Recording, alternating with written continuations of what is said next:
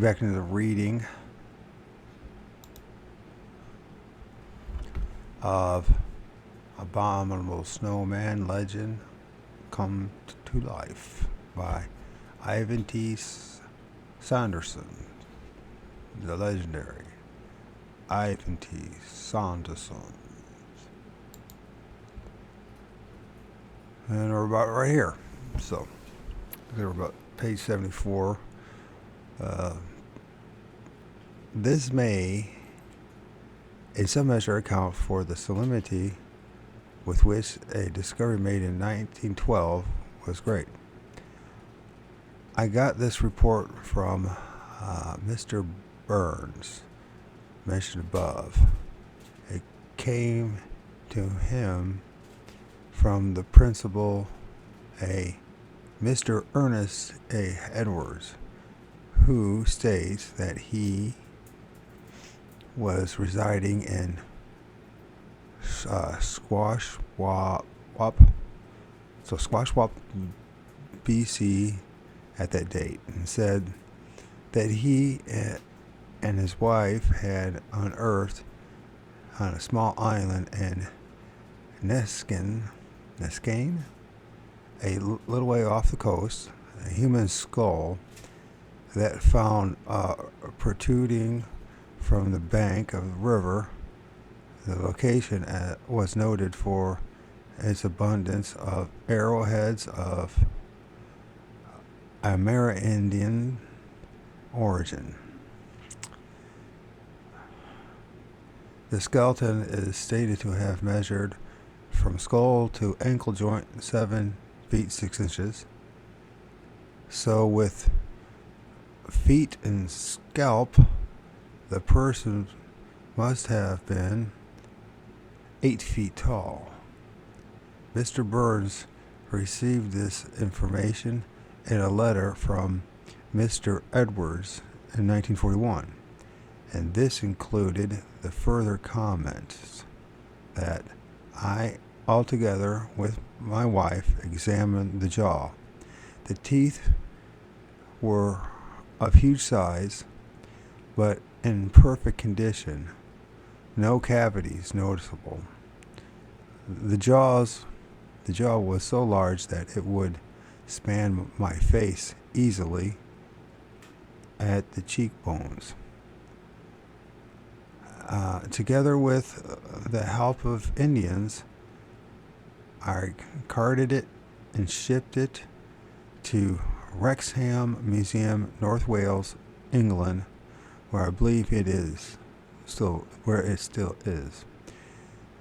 In my acknowledgement, the curator of the museum was greatly astonished, remarking, among other observations, that it was hard to believe such jaws of teeth existed in human beings.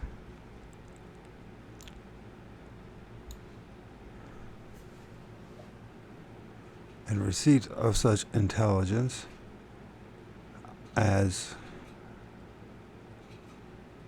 this naturally prompted an almost fiendish hoo-hoo, what is this, on the part of any reporter.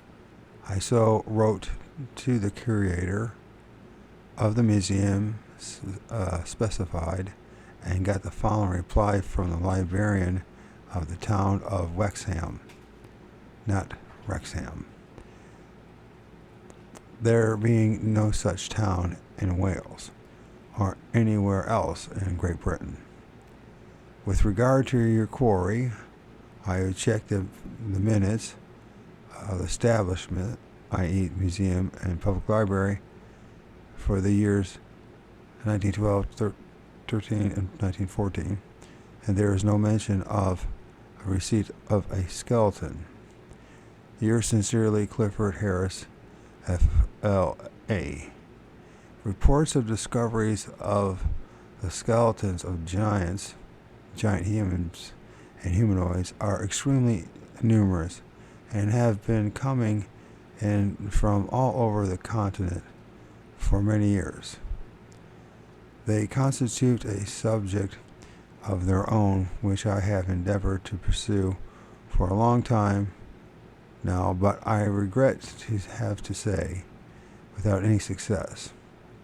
One or all have just evaporated like this. But I must admit, very often within the portals of some museum, which had acknowledged receipt of a relic, there is a famous story of the fort,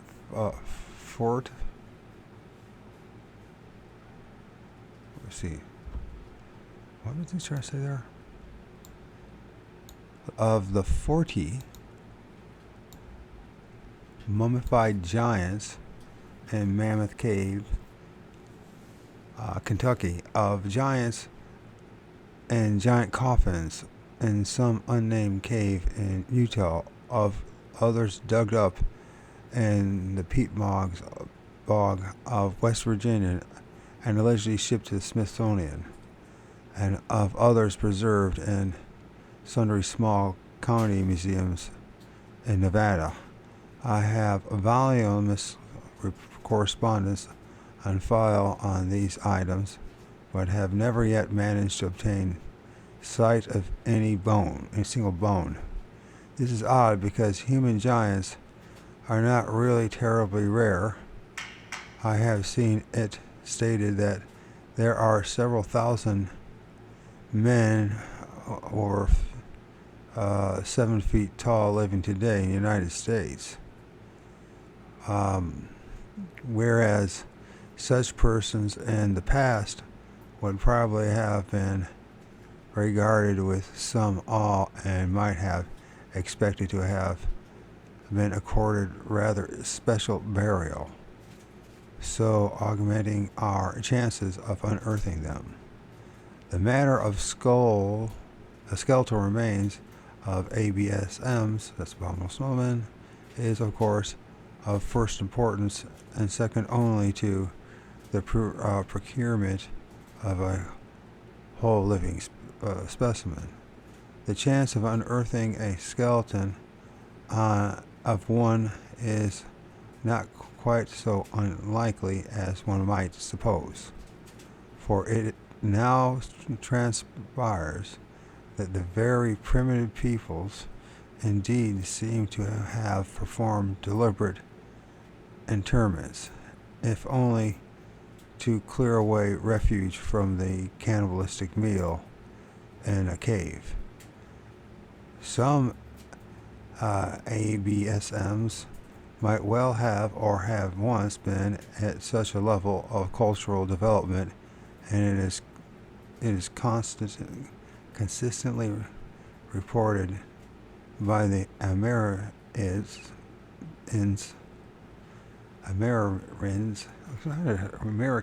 is that better? Amerirines. How do you pronounce that? Because he's putting it, it's combining American and Indian. Amerirines.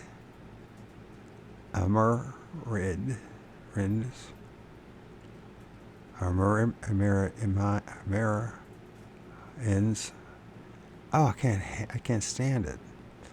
Amerirines. I'm just gonna call it Amerirines. Say Amerirines. It feels better. Amerirines.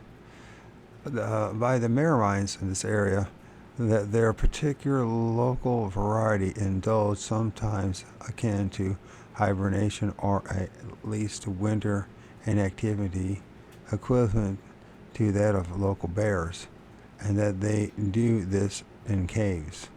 This presents a dubious aspect of these traditions, however, because in the absence of limestone strata in the area, caves are rarities. Nonetheless, there are caves in volcanic rocks of certain kinds, and some have been alleged to have been found in mountains around Harrison Lake. There is one story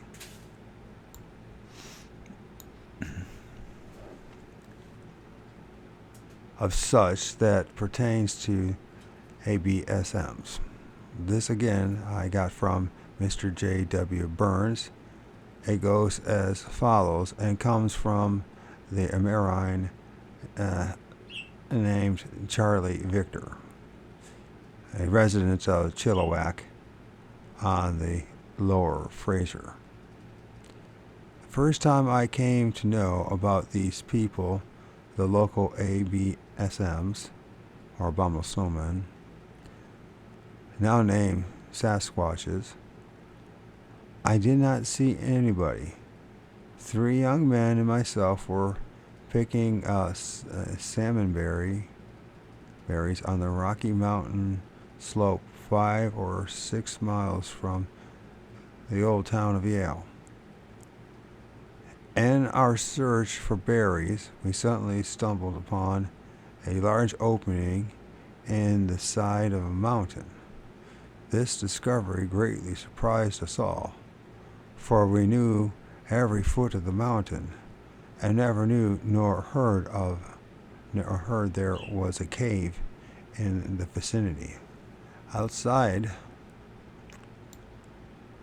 the mouth of the cave there was an enormous boulder, and we peered into the cavity but could not see anything. We gathered some pitchwood, lightened it, and began to explore. But before we got very far from the entrance of the cave, we came upon a sort of stone house or enclosure. It was a crude affair.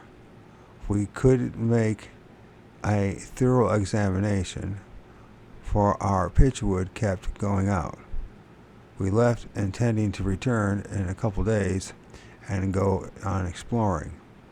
Old Indians to whom we told the story of our discovery warned us not to venture near the cave again, as it was surely occupied by a Sasquatch.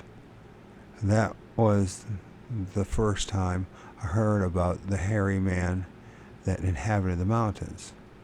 We, however, disregarded the advice of the old man and sneaked off and explored the cave, but to our disappointment found the boulder rolled back into the mouth and fitted it so nicely that you might suppose it had been for that purpose.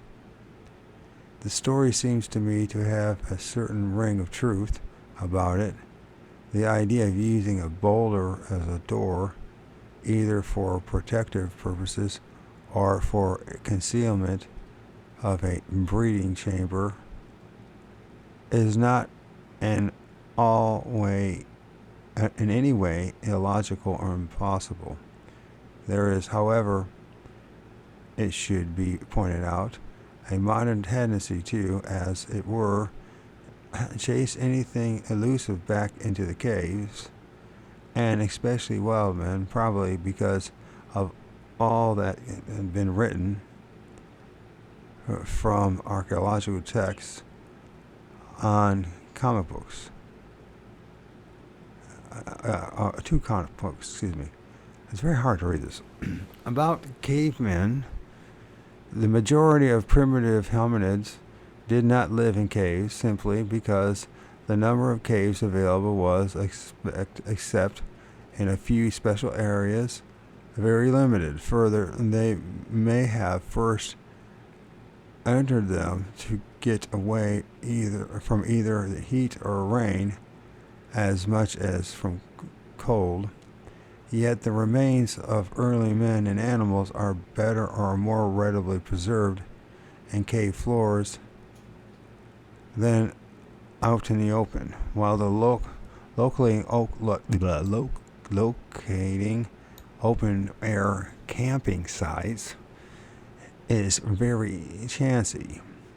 The idea that men went through a cave living phase all over the world has therefore gained wide credence. Sasquatches could just as well hold up in an ice cave made by themselves in deep snow, as some bears do. But caves should be searched most diligently for remains and other evidence of their occupants.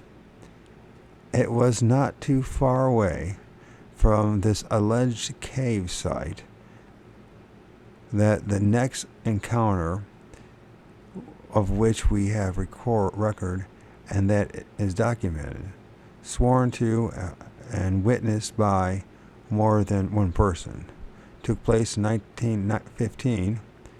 A stationary declaration of this was sworn to in September of 1957. Sorry, by one of the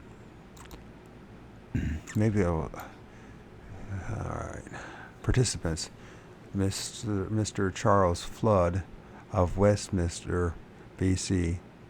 This goes as follows. I, Charles Flood, of New Westminster, formerly of Hope, declared the following story to be true. I am 75 years of age, spent most of my life prospecting in the local mountains to the south of Hope, towards the American boundary, and in the Chilliwack Lake area. In 1915, Donald McRae and Green Hicks of Agassiz, BC, and myself explored an area over an unknown division. Let's see if that helps. An unknown divide on the way back to Hope, near Hope Cross Mountains. Green Hicks, a half-breed Indian, told McRae and me a story. He claimed he has seen alligators at what is called Alligator Lake, and wild humans at what he called Cougar Lake. Out of curiosity, we went with him, and he had been there a week previous looking for a fur trap line. Sure enough, we saw his alligators, but they were black, twice the size of lizards in the small muddy lake. A while further, they saw alligators? Okay. A while further up was Cougar Lake, and several years before, a fire swept over many square miles of the mountains, which resulted in large areas of mountain huckleberry growth.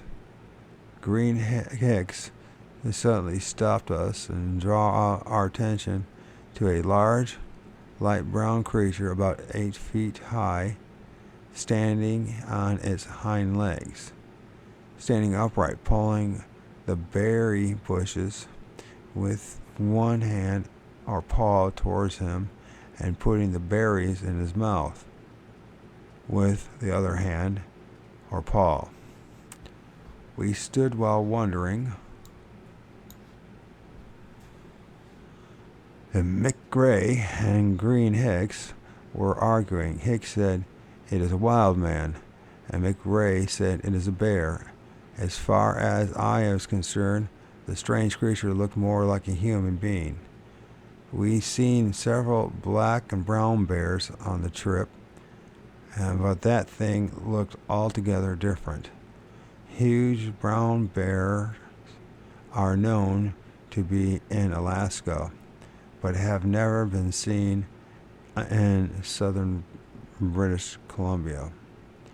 This document brings up two questions that I should discuss briefly forthwith. The first is the matter of the law. As I have already said, we in this country do not have much respect for the aspect of human organization, and often tend to the observation that laws are only made to be broken. This is not so in some other countries. however, and the Canadians have an intense respect for their laws and for authority in general. And Canadians will scoff at the suggestion that one of our countrymen is more likely not to lie before a justice of peace than an American. But it is nonetheless a fact that Canadians are more likely to make such a disposition if he, oh my God, okay, a Canadian to make more likely is more likely to make such disposition if his veracity has been called in question, and or he wants to assert his sincerity. Also, he will think longer and more carefully about his statement if made before established authority, because should anything he says therein be mendicus, okay, mendicus, I don't know, man, a mendicus, okay, let's try this. I cannot say the word. Man, I gotta get some stuff done.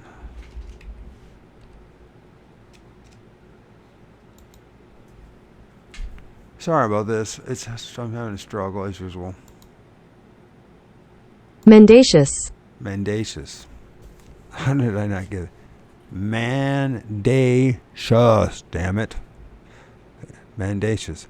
Therein be mendacious, and hereby cause any distress or harm to others. He will be held fully accountable. Thus, these sworn statements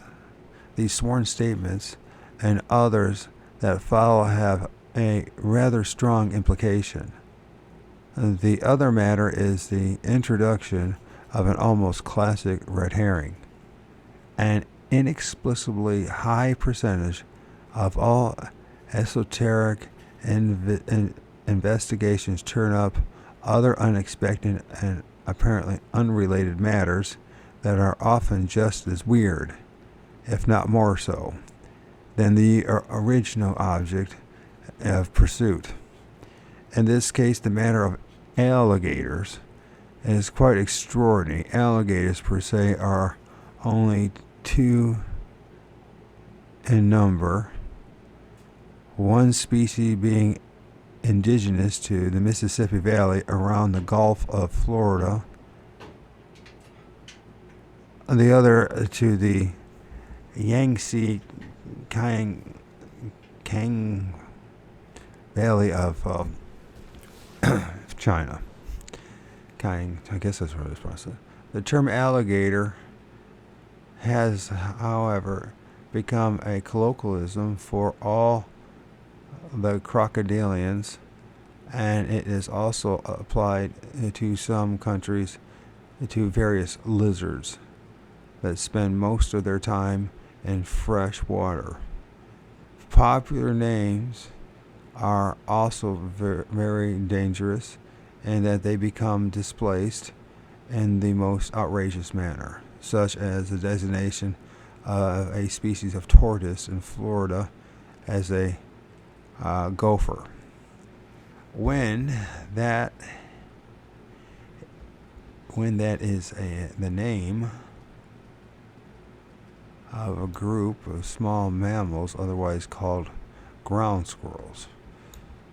Reptiles are, however, cold-blooded, and the existence of an aquatic one in even southern British Columbia would be unlikely, and to say the least. Yet there is a species of salamander, an amphibian named Brachychops.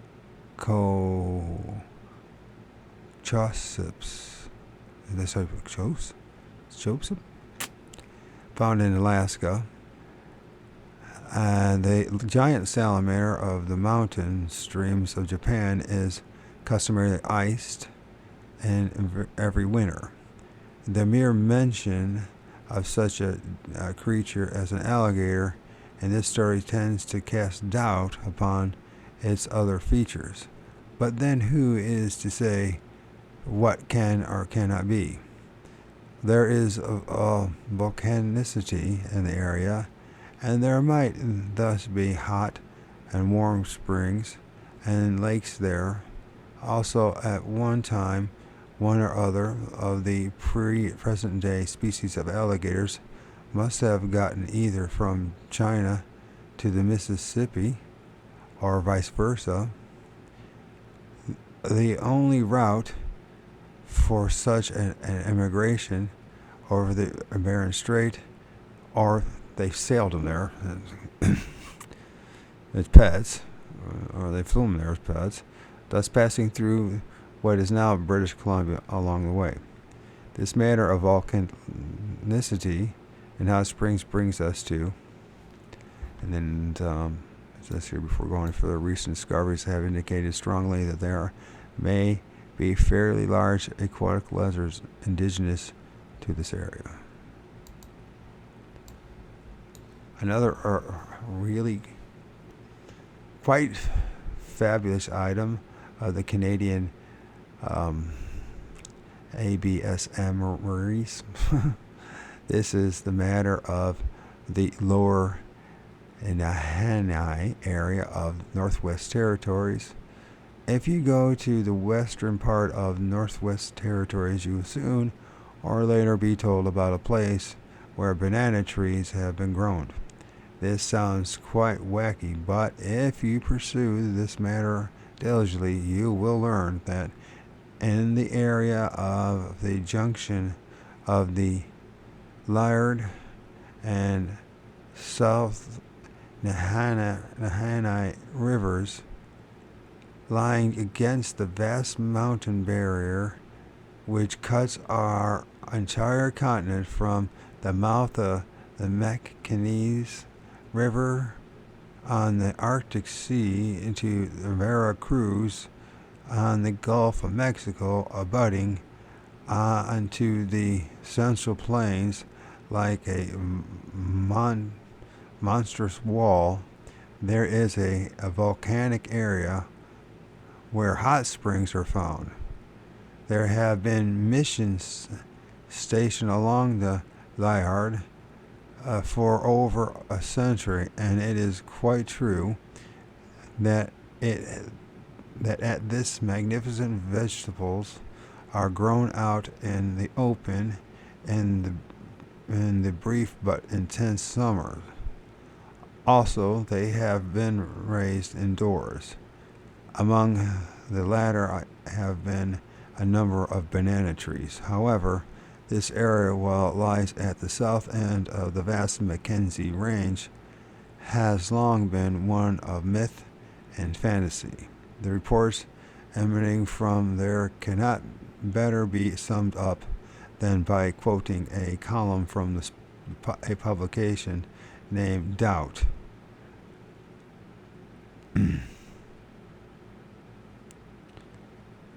The periodical of the Fortean Society of New York. It was founded by late author Tiffany Thayer in conjunction with several other notable persons such as Ben Hechty,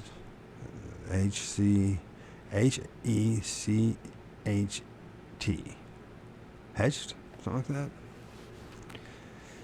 in memory of and to carry on the work of Charles Fort, that assiduous collector of borderline reports for so many years. This reads in part when speaking of the expedition said to have been organized to visit the area. Fuck, he's reading this workers. I'm gonna do it anyways. I thought it was just gonna be an easy read, you know what I mean? I mean, a little more. This is more difficult than the last one. This valley Number one, legend of the Northlands has as its background stories of tropical growth, hot springs, headhunting, mountain men, caves, prehistoric monsters, wailing winds, and lost golden mines. Actual fact certify that hot springs and wailing winds and some person or persons who delight in lopping off prospectors' heads. As for the prehistoric monsters, Indians have returned from the Nahanite country with fairly accurate drawings of mastodons burned on raw hide. The more recent history began more than 40 years ago, circa 1910, when the two McLeod brothers of Fort Simpson were found dead in the valley and reportedly decapitated. Already, the Indians shunned the place because it is of its mammoth grizzlies and evil spirits wailing in the canyons. Canadian police records show that Joe Mulholland of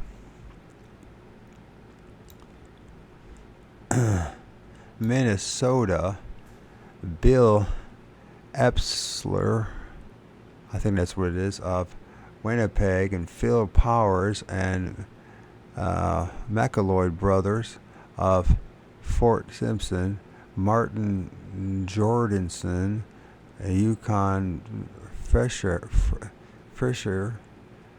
Annie LaFrette, one O'Brien, Edward Hall, Andy Hayes, and unidentified prospector, and Ernest Savard have perished in the Strange Valley since 1910. In 1945, the body of Savard was found in his sleeping bag, head nearly severed from his shoulders. Savard had previously brought rich ore samples out of Nahanni. In 1946, prospector John Patterson disappeared in the valley. His partner, Frank Henderson, was to have met him there, but never found him. The head-hunting mountain men are allegedly locally and for a great distance around, stretching to the limits of the mountains forest towards Alaska.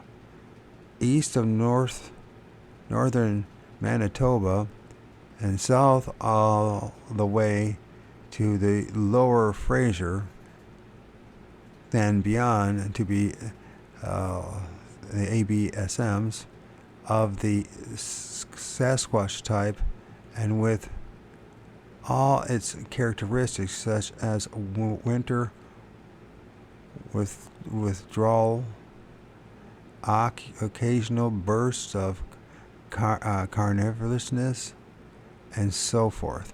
I also have reports in the form of private letters of similar creatures from all across Northwest Territories, just south of the tree line, and again in northern Quebec province. This is a somewhat irksome matter, as I have been unable to obtain any cast of footprints or other physical evidence from these regions, nor even sworn statements as yet. The reports are categoric and specific. Thus, from northern Manitoba, man, why can't I just read this? My brain work. Mouth, brain, work. fucking goddamn fucking MS. It's like fucking everything's damn. Walking's a struggle, breathing's a struggle, talking's a struggle, taking a shit's a struggle. I mean, it's just a goddamn fucking nightmare. I'm gonna fight through this. I don't care if anybody listens to this shit. God damn it.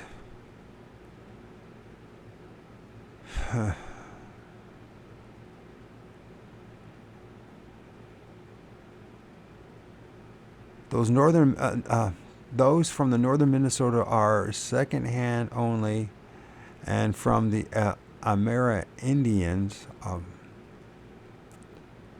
Amerindian informants by white men who have haunted there for many years in succession. Those from Quebec have puzzled me for years.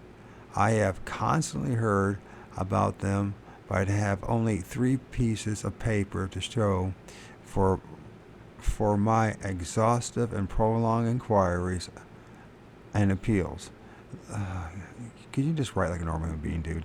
These are all letters from American summer visitors on serious hunting and camping trips by canoe, guided by professional Amerindian trappers and hunters. All 3 are substantially identical and all give somewhat similar accounts of events in widely separated places. One is from a lone man, a business executive from Chicago, and one is from a party of 4 men. And then it's here the dividing line between the 2 major types of vegetation forms. A great curve to the north, close to the area, and then bends down to the south. Even southeast from this stretch along the Pacific coast. The southernmost of these is a type of forest that grows far up the mountainside. The northern type grows only in valleys, leaving the upper slopes bare. The ABSMs are reported from all over the former and the mountains, but not from the latter.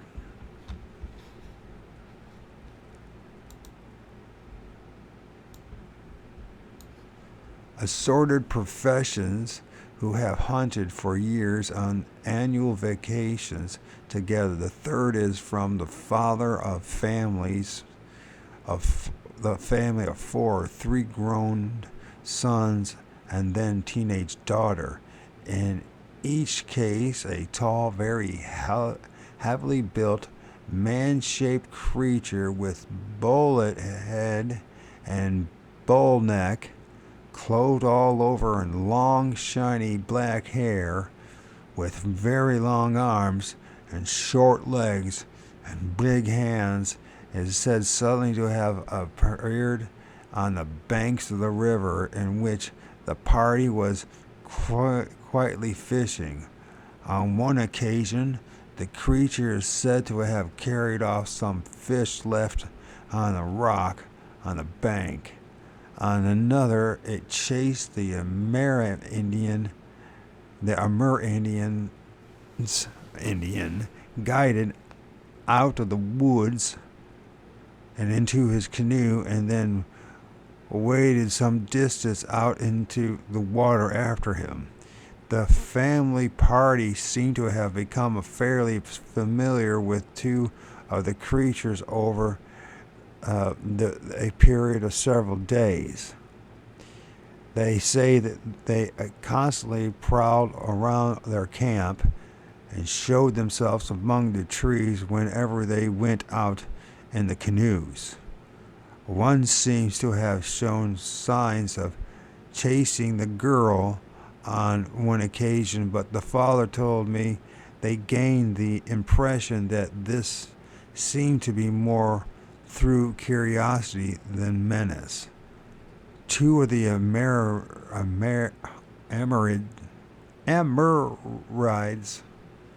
I don't know how to pronounce it. I'm going to say Amorites are said to have asserted that they are and their people. It's so English. This is aristocratic English. Oh, it drives me fucking nuts. They have to throw every goddamn fucking word they can think of into a goddamn fucking paragraph. That's what the problem is. They can't just get right out and say the fucking thing. They have to, like, just fill your head full of fucking words. It drives me nuts. And then you try to read the shit, and good luck. I mean, and they struggle themselves reading it. And it's okay. I mean, I just can't stand it. But I'm going to read it anyways.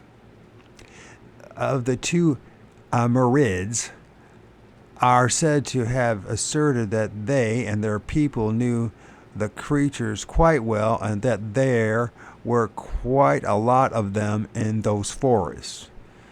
The other guide, who was chased and appeared to be scarred, almost witless, and swore that the big thing was some form of spirit or devil. However, it smashed branches and hurled stones, it is reported.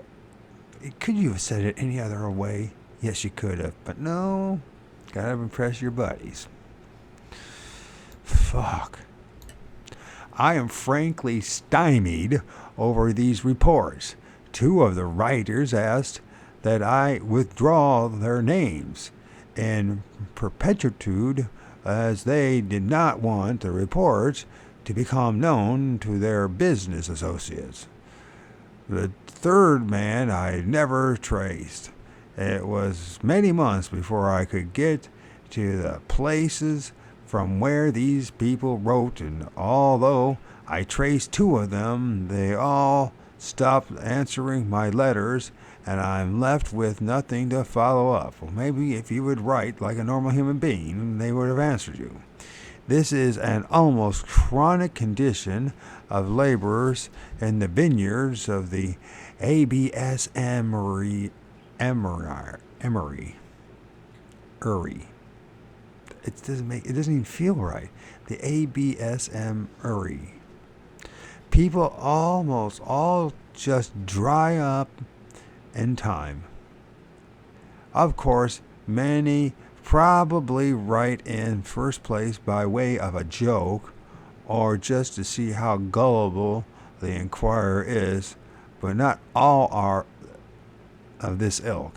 Many people also, I believe, take fright at the possibility of ridicule, or even become alarmed about their own sanity after they have once gotten something so unusual off their chests. Others, again, either consider the matter explained or just don't want it explained. It takes years for work to get at the facts, and this is rendered almost futile when one is dealing with an English aristocrat, with a local that is only just being penetrated by civilized people. The ABSM tradition extends all across Canada, but is concentrated in southern British Columbia, probably because that was the first area opened and still being probed from all around. Oh, I hope the next chapter is much easier to read. Oh my God, I feel like you just had a workout. I mean, I imagine you guys feel like you have a workout just to listen to me, and I understand that, and it's very quite reasonable. But Jesus, to actually fucking do, I swear to God, did we learn anything there? There might have been something that happened in 1860 and 1884, in which maybe there was one captured for a short period and died, and nobody knows what happened to it. Right? the Northwest Territory, whatever the hell they call it. Outside of that, there's nothing. That's basically what he's saying. There was a report of somebody finding some bones, some human bones, and sent them to some museum that doesn't exist. And the museum that he thought it was said there's no records. And so we're back to saying there's all this. You spent all this time, Sanderson, rest your soul, to say nothing. You could have compressed all of that whole chapter and 2 or 3 paragraphs and been done with it. But you spent all that fucking time to say nothing. What does that say? To me, you know what that says? Manipulation is what it says. Oh my God. I'm going to keep reading this stuff. If anything, it's going to force me and my mouth to start working, or it never will work. And if it never does work, at least no one can say I didn't try. Not that anybody gives a shit anyways. Further Sasquatchery. More reports from Canada, 1920 through 1940. Just because I have skipped over some 60 years by the recounting of only 8 stories, and that's all that's it, those are stories, is not to be taken to mean that these were the only reports current during the period. Quite to the contrary. Almost every year somebody or some group of people in the southern British Columbia stated that they had either ran into a Sasquatch or been chased by one or shot at one or seen its foot tracks.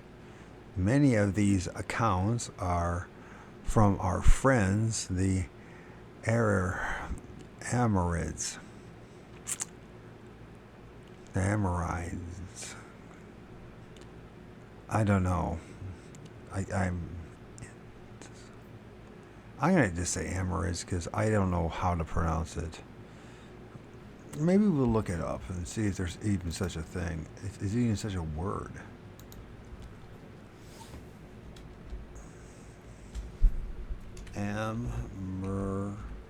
Is this what they used to call them? Amorids?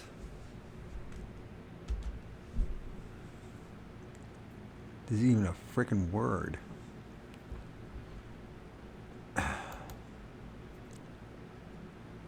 Here we go. Amrines. Amrines. Amorines. Amrines. Okay, we'll go with Amorines. I've been saying that word the whole time wrong. Amorines, allegedly. But I don't know. If we listen and see if somebody else...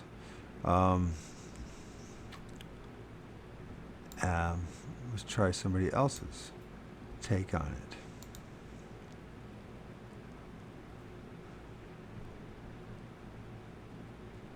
Let's see what this person says.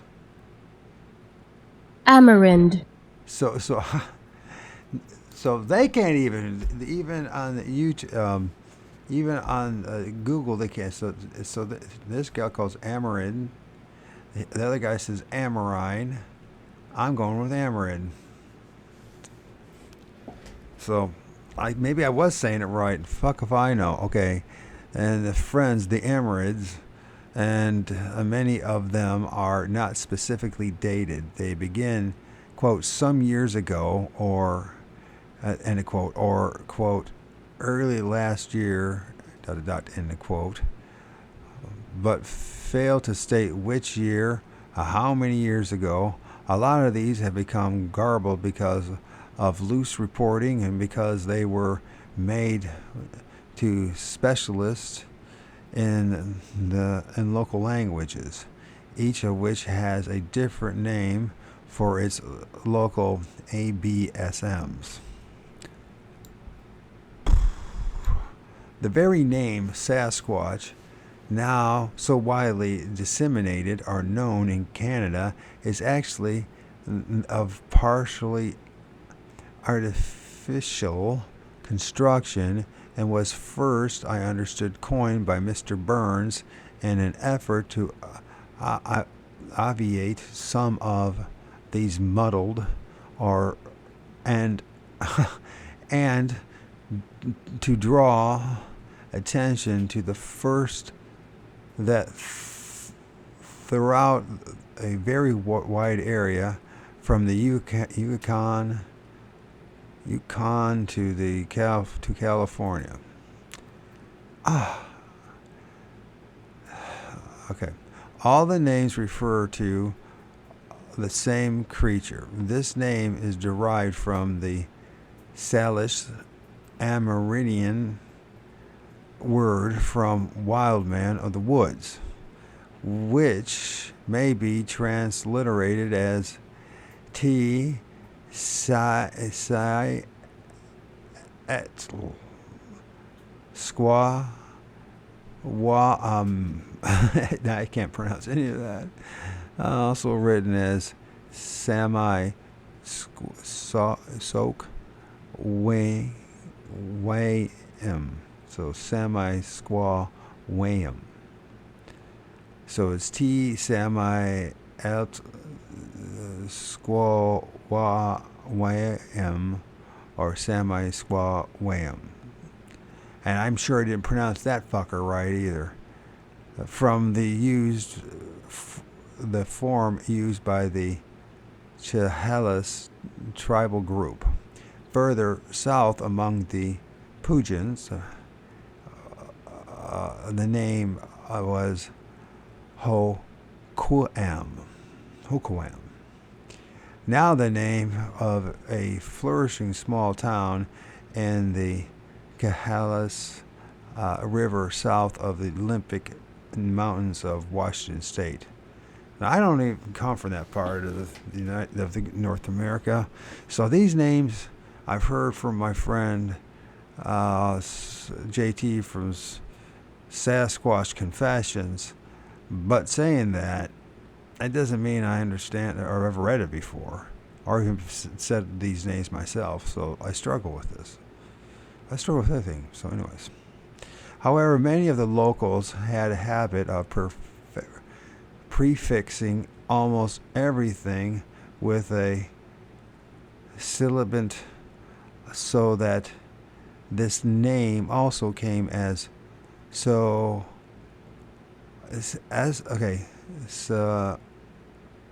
Oquium. In the Cascades, the name was Siha. Now, look, I could pronounce that Sihatik. I don't know why he couldn't have done it that way. But down around Mount Shasta, it is Sihoma. And the Klamaths, we note that it is still Omo, or Oma, I guess it's Omo. I don't know if that's no or not. Can't tell. Oma or Omo among the Hopi, while the Yurok,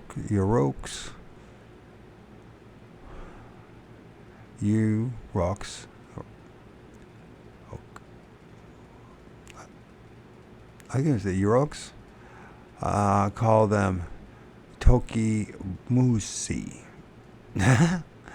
Tokimusi. On Vancouver Island and the north up the inlets of the mainland, the sound changes to something more like squaw. Let's try this again. Soak Sequitl, or Sosquatl.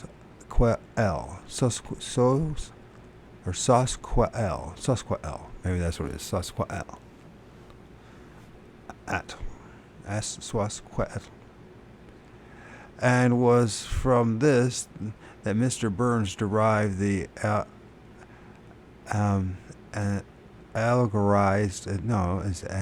anglicized Sasquatch, or Susquatch, as Americans have usually written it.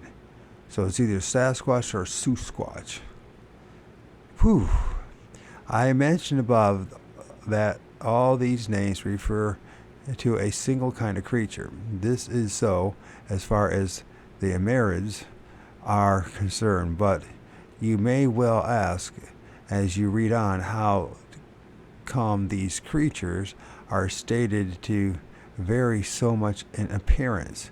On analysis, it will be noted that this variation is almost exclusively in two features: length and quality of hair, and its disposal about the body. The color of skin and fur.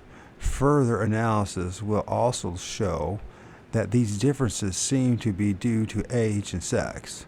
Young ones like Jacko and the one shot by a local hunter, to be described in a moment, are said to have been light-faced, yet black, shiny, straight, and apparently orderly hair all over, one imagines like that of a chimpanzee. But the adults are invariably said to have black faces, skin, and reddish-brownish fur, often shaggy and sometimes washed with white and silver tipped. The matter of long-haired hair is varied, but most of the close-up sightings speak of very short head hair, no beard, but a curiously forward, upward, and finally backward curl of long hair all across the brow, like that seen of a certain spider monkey, genus Atellus, if I said it right. Atlas. Genus Atlas. Maybe there's Atellus or Atlas. The growth the growth and rearrangement of body hair with age is absolutely consistent with what is known among other mammals, notably primates and particularly apes. Further, the changes in color are exactly what we would expect and are very similar to those to be noted among gorillas and some gibbons. Baby chimpanzees often start off with faces and hands of the color of those of white men, but end up with complexions as dark as Davidians or Wolofs, whatever that hell is. Wolofs. Some gorillas develop a distinct gingery tinge, and the black of the mammalian hair being only melanin and rarely very dark red, and almost all of them go silvery gray with age. Some gorilla families have bright red top knots, just like some human beings. Some gibbons vary in a most bewildering way in coat color. They may be black, gray, or chocolate white, or being and benign, or beige, to start with, and throughout life, they may change from one color to another with age. Different races of different species do all manner of different things in this respect. It is therefore quite consistent that these large ABSMs should start off with jet black hair and light skins and end up hoary old black-faced creatures with silver-tipped reddish fur. The females might lack the gray and might be less shaggy. There may also be family likeness to start with. Let us assume that we are now chronologically at the turn of the year 1920 and 21, but still in British Columbia. As I said in a brief historical review of worldwide ABS Marie, the ABSM Marie, this was the most important date in that it saw the birth of the term abominable snowmen, which I don't know why you can't just say that. I mean, it's not like you say, I guess, a type space, but it's much easier to say abominable snowman than ABS Emery. And it really kicked off the whole thing. I have often wondered what would have happened if the Sasquatch word for these creatures in their country instead had happened to have been mistranslated as something equally fetching.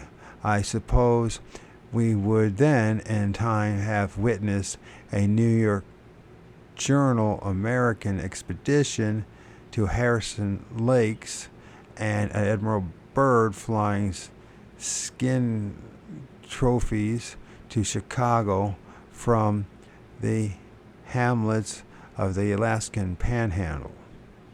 It is nothing more than a quirk of history and a series of harmless mistakes that has put Nepal instead of Vancouver Island on the map in this respect, though it has to be admitted that Mount Everest has played its part. It was about this time, moreover, that an incident is alleged to have occurred in the area that is in many ways perhaps one of the most fantastic ABSM stories ever told. It only came to light in 1957, but concerns happenings alleged to have taken place in 1924 in the mountains behind Toba Inlet, which is on the coast of British Columbia.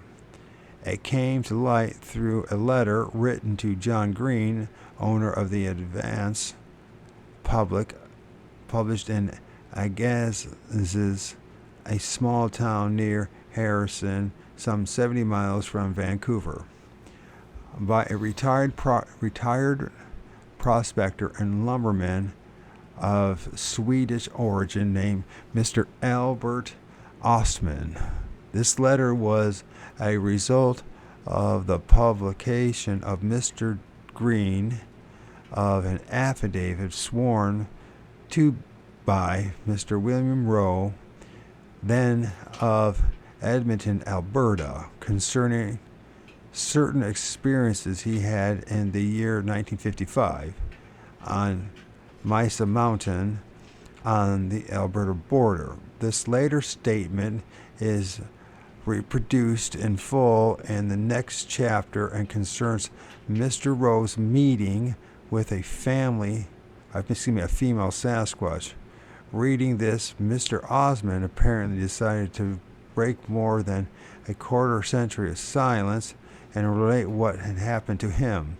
Mr. Osmond now lives in Fort Langley, outside of Chilliwack, and Mr. Green, who for years has gathered information on the Sasquatches, sought him out and persuaded him to write his full story. This Mr. Osmond did painstakingly in 2 large notebooks. Mr. Green published this in his newspaper along with a photostat of a sworn affidavit testifying to its truth by Mr. Osmond. I had the pleasure of meeting both gentlemen in company with a partner of mine, Robert Christie, who was traveling with me at the time, and a Mr. and Mrs. Renee, or I guess it's Irene. Renee or Reen? We'll call him Reen, whatever. It's R-E-N-E. Dehenden. Renee Dehenden, I guess is what it is. He is Swiss. His wife is Swedish, as Mr. Osmond.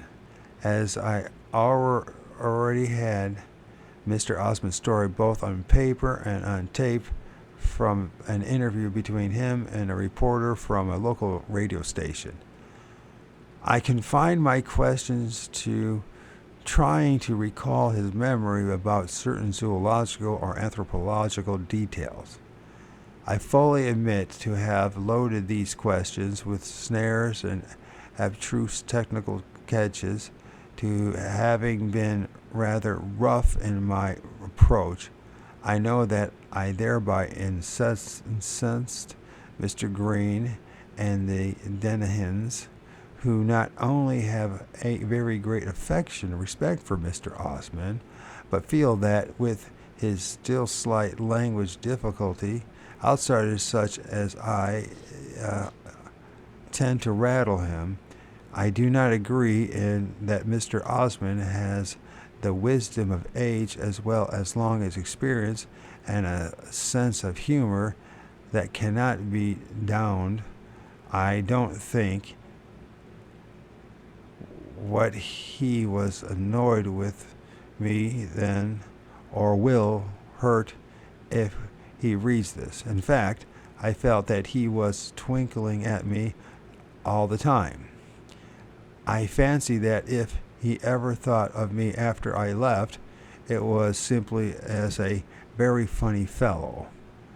As he might say, this is more the whatever case since I went away a very puzzled reporter. This story, when read cold, sounds utterly preposterous. If one has read a great deal about ABSMs in general, on the Sasquatch in particular, it also at first appears highly suspicious because it seems to knit together just about everything else that has ever been published on the matter. In fact, given some first-hand experience of this country, I could have written just the story myself. The world is full of good weavers of yarns, and some of them who are not professional writers of fiction can be so damnably convincing that they have fooled not only the press but governments and even peoples, and if not the whole world. Fabrications, if well enough done, consistently adhered to, and big enough lies can, as has so often been pointed out, the case being, for example, the case of Hitler, be utterly convincing. However, in technical matters, and most notably in the biological sciences, there are subjects that just cannot be imagined, thought of by anybody else. They have learned of, and specifically in advance, and what is much more important, their exact significance relative to the whole host of other technicalities is appreciated. Anybody can read anything that has been published on Sasquatches and yet still attribute them some trivial biological character that really is impossible. In the case of ABSMs, there are a large number of very abstruse matters of this nature that may be slipped in casually. Only one answer to these can be right, while an endless string of other answers will be wrong, and conclusively so. I put about 24 of such directly and unexpectedly to Mr. Osmond, and of all those for which he had a reply, he did not miss once. Not one impossible answer, not a single uncalled for elaboration, not one unrequested fact that did not have a possible and quite logical place in the general picture. What is more, when we got off on the sketching of the creature's head, there emerged several points that were not then in published Sasquatch literature, nor in that any ABSM, nor even in textbooks of physical anthropology. Yet, subsequently to that interview, some of these points, such as the odd head shape, have appeared in the last type of publication. This is really rather alarming and has given me many sleepless nights. Something I just cannot bring myself to take at their face evaluation, and frankly, Mr. Osmond's story was at first one of these. Besides, he even included some gross fallacies, such as that he became poisoned through eating a brody grouse, an old wives' tale if ever there was one. But then I have to admit to myself now that this fact still believed in parts of his home country, namely that one does get poisoned by eating birds taken sitting on eggs, and that he probably believed this while he was in poor enough condition at the time of the adventure to be made sick by almost anything. Also, I ask myself, why tell this story? Mr. Osmond is not an uneducated country bumpkin. He is well read, speaks 2 languages, he's traveled quite a lot, lives very much in the world, and knows quite well what ridicule is and all about its deadly efficacies. He is retired, owned his own property, has many friends, and does not need publicity, nor does he welcome it. Though he is extremely long-suffering and most gracious in discussing his experiences with newsmen and others who call upon him. He never told a story in his youth for fear of ridicule, knowing what effects it might have. He doesn't care now. He is still sincerely puzzled, and he is eager to do anything he can to help clear up the mystery. Mr. Osmond is, in fact, sick and tired of skeptics. After a strenuous year on the job, he decided to take a part vacation with some prospecting on the side. He chose a wild area at the head of this Tuba Inlet, which is the first substantial forge north of Powell River. This is on the mainland opposite the middle of Vancouver Island. There was allegedly a lot of gold mine throughout thereabout, and he decided to take a crack at finding it. He hired an old Amarid to take him up the forge, and he says that he first heard from him on the journey of the existence of the giant hairy wild man of the woods. He had supplies for 3 weeks, plus rifle, sleeping bag, and other basic equipment. The local man left him alone on the shore, and he proceeded inland and found a good campsite.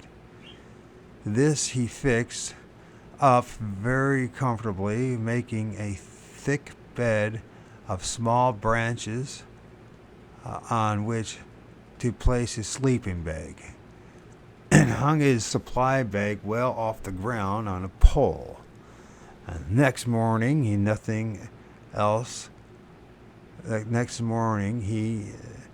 Nothing else found his thing disturbed. Nonetheless found his things disturbed. Thought nothing was missing, though nothing was missing. Being a knowledgeable woodsman, he assumed that a porcupine was responsible. So the following night he loaded his rifle and placed it under his bed flap.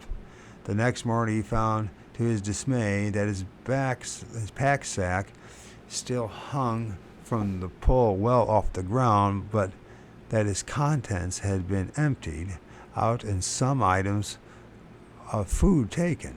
Strangely, his salt had not been touched. This surprised him not a little, because porcupines have an insatiable craving for salt and always go for it first. At the same time, he did not think that it was a bear, because although he admits to having been a very heavy sleeper, bears usually make a great rumpus and smash up everything. Albert Osmond did not like these events one bit, so he stayed rather closely around camp in the hopes of catching the marauder in the act. On the third night, he took special precautions,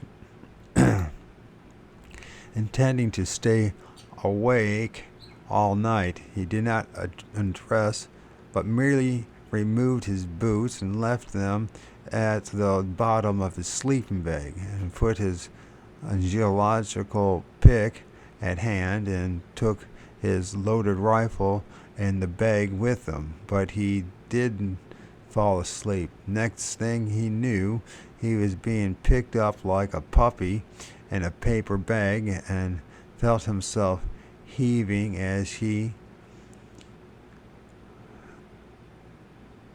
at first thought on to a horse's back. Bemused and half awake, he tried to get his knife to cut his way out of his sleeping bag, but he was wedged down into the bottom in a sitting position and could not reach it. Then he felt his pack sack bumping against him with a hard cans within clearly discernible, but by their sharp impact. Okay, as far as I was able to ascertain in my interview with him, he was completely in the bag, as one might say, and its opening was being held shut above his head. I guess it was a joke. He was completely in the bag. He managed to breathe in such circumstances, and for over an hour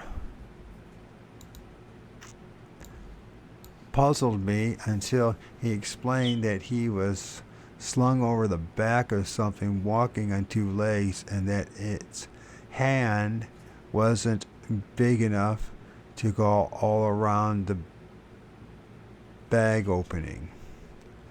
I never heard Mr. Osmond say that he was scared,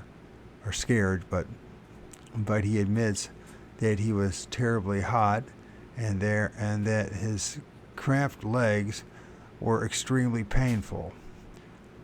Don't forget, moreover, that he hadn't a clue at the time as to what was going on and what had happened, what had got him. Excuse me.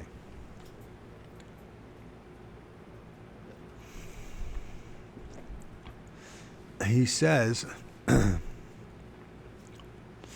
that he was carried uphill and down dale, and then was dragged along the ground, and that his carrier even jog-trotted over level places. This is some going for anything carrying a man of Osmond's size, plus a knapsack full of supplies and other equipment. But This is by no means the strangest part of the proceedings, yet it is still at least possible. Another aspect seems quite impossible, namely that in Osmond's estimates and sticks to it, estimates and sticks to it that this trip in the bag took 3 hours.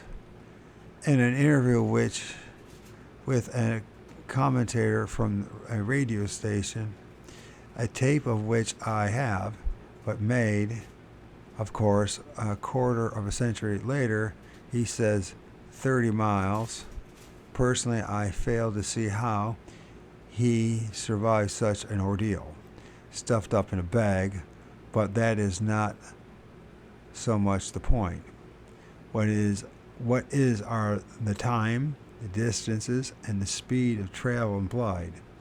These are not easy things to estimate at the best of times, and they are among the first to become exaggerated in the mind with the passing of time.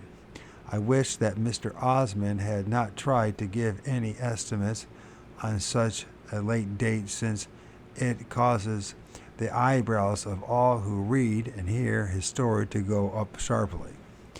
Anyhow, at the end of what must have been an ordeal, however brief it really was, he was dumped unceremoniously on the ground. He heard some voices gibbering, but not using true speech as far as he could ascertain. He apparently got his head out of the bag of the air and then tried to crawl out. But his legs had rather naturally gone numb, and it was some time before he could emerge and rescue his boots.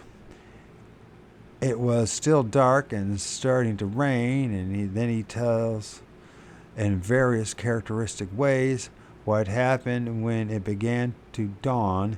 He could see the outlines of 4 large creatures on two legs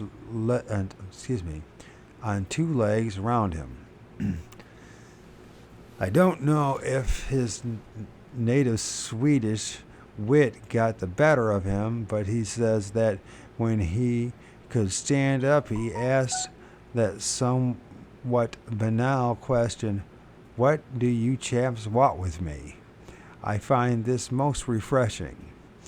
He found that his captors consisted of 2 big ones, a pair, and 2 youngsters, also a male and female. He stresses that the 2 latter seemed thoroughly scared of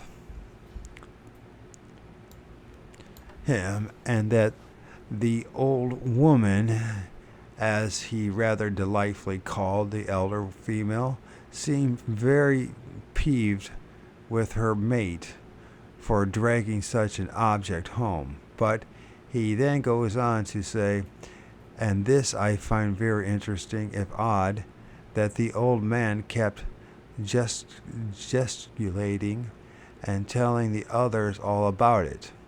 In other words, their gibbering was speech.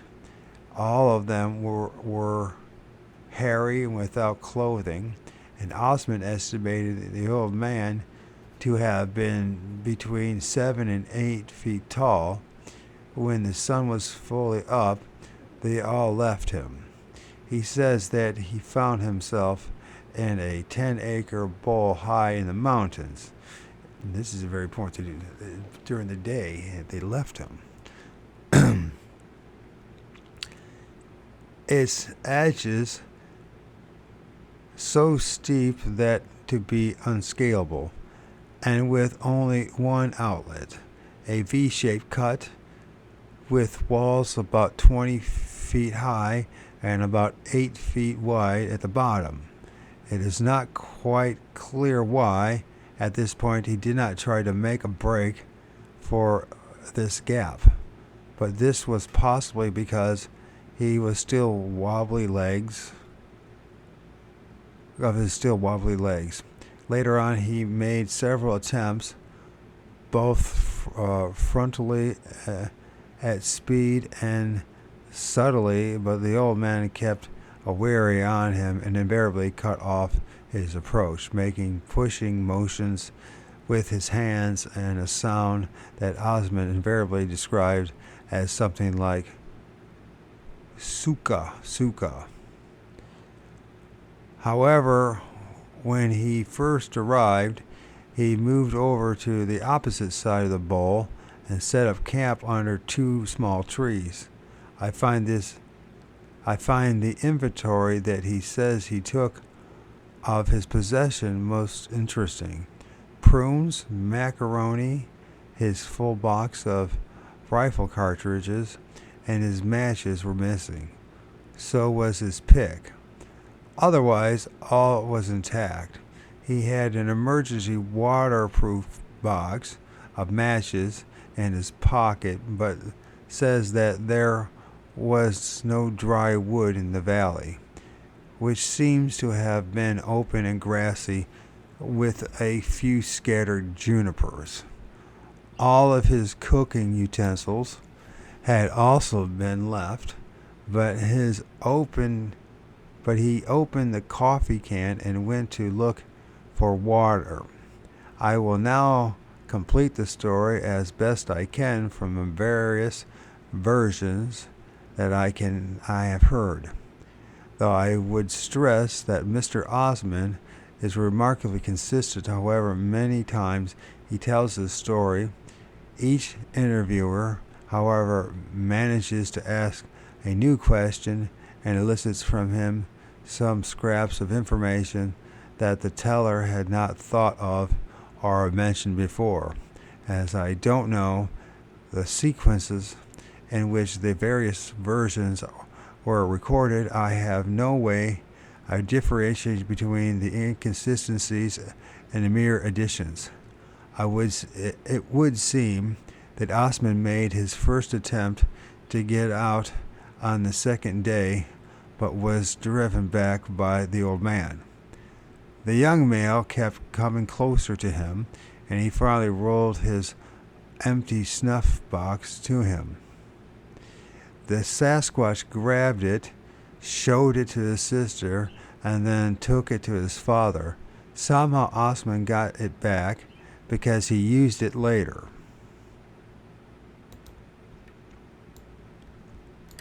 During the next 5 days, nothing much seems to have occurred, except that the young male gave Osmond some grass with sweet roots to eat, and got some snuff in return, which he chewed. The old man then also developed a liking for snuff, and this finally did the trick. On the 7th day, as far as I can make out, the boy and the old man came right up to Osmond and squatted down watching him take a pinch of snuff, and Osmond held out the box to him. The old man, who instead of taking a pinch and imitation, grabbed the box and emptied the whole content into his mouth and swallowed it. In a few minutes his eyes began to roll. He let out a screech and grabbed a can half full of coffee and coffee grounds, which he drank. This made him worse. After rolling about some more, he charged off to the spring. Osmond gathered up his possessions and made a dash for the opening in the cliff. The old lady tried to intercept him and was very close on his heels, but he fired a shot at the rock above her head and she fell back again. Osmond found himself in a canyon running south, down which he made record time, as he put it, and then he climbed a ridge and saw Mount Baker way off to the side, so that he knew which way to go to hit the coast. He was not followed. He rested for 2 hours on the ridge and then started down again. That night he camped near heavy timber and shot a grouse sitting on eggs. He roasted and ate the bird. The next morning he was very proggy. This what it says, proggy, or is it no, groggy? It's a G. Okay, it looked like a P. Groggy and stomachically upset, which he attributed to eating the grouse, since it was his belief that a brooding bird was poisonous. Finally, he heard a mortar running and made for it, coming up out of an advanced logging operation. The foreman, seeing that he was just about at the end of his teeth, took him in and fed him and let him rest up a couple of days. Osman then made his way down to the camp on the Salmon arm branch of the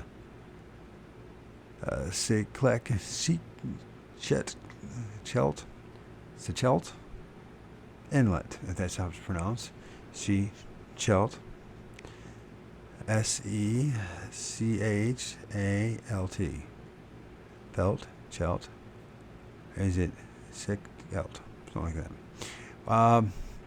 Where he got a boat back to Vancouver. This is Mr. Osmond's story, and you may make what you will with it. As I have said, there are some curious discrepancies in it, but not even these are impossibilities, with the exception of the times and the distances, as mentioned above. The grouse, brooding or not, could quite well have upset his stomach. Mr. Osmond seems to be a straightforward and honest man, but it is the facts that he gave me about the ABSMs themselves that go further than anything else to convince me of the validity of the whole thing, unless, of course, as I have also said above, he read all of this elsewhere. His description of the creatures are considerably detailed. What is more, the sexual and age differences he described are very reasonable, and do not in any way insult such variations as found among men and other primates.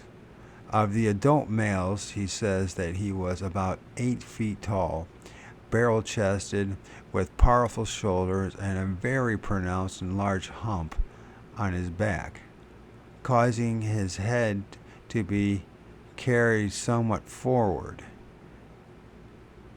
This is exactly in accord with the posture of some subhominids, as deduced from the angle at which the condyles are set on the back of the skull. The biceps were said to be enormous, but tapered to the inside of the elbow. Forearms to be disproportionately to a human, long but well proportioned. The hands were wide but palm long and curved permanently into a kind of scoop. The fingers short and the nails flat, broad, and shaped like chisels. Mr. Osman mentioned to me quite casually that they were copper-colored. This is most significant, as we shall see later, chapter 14. He estimated the neck to be about 30 inches round. The whole body was covered in hair, somewhat longer than on the head, shorter but thicker in other parts. It covered its ears. Only the palms of the hands and the soles of the feet, which had pronounced pads, were naked and a dirty dark gray in color. On top, i.e., bridge, of the nose and eyelids alone were naked. The big male's canine teeth were longer than the others, but not significantly so to be called tusks.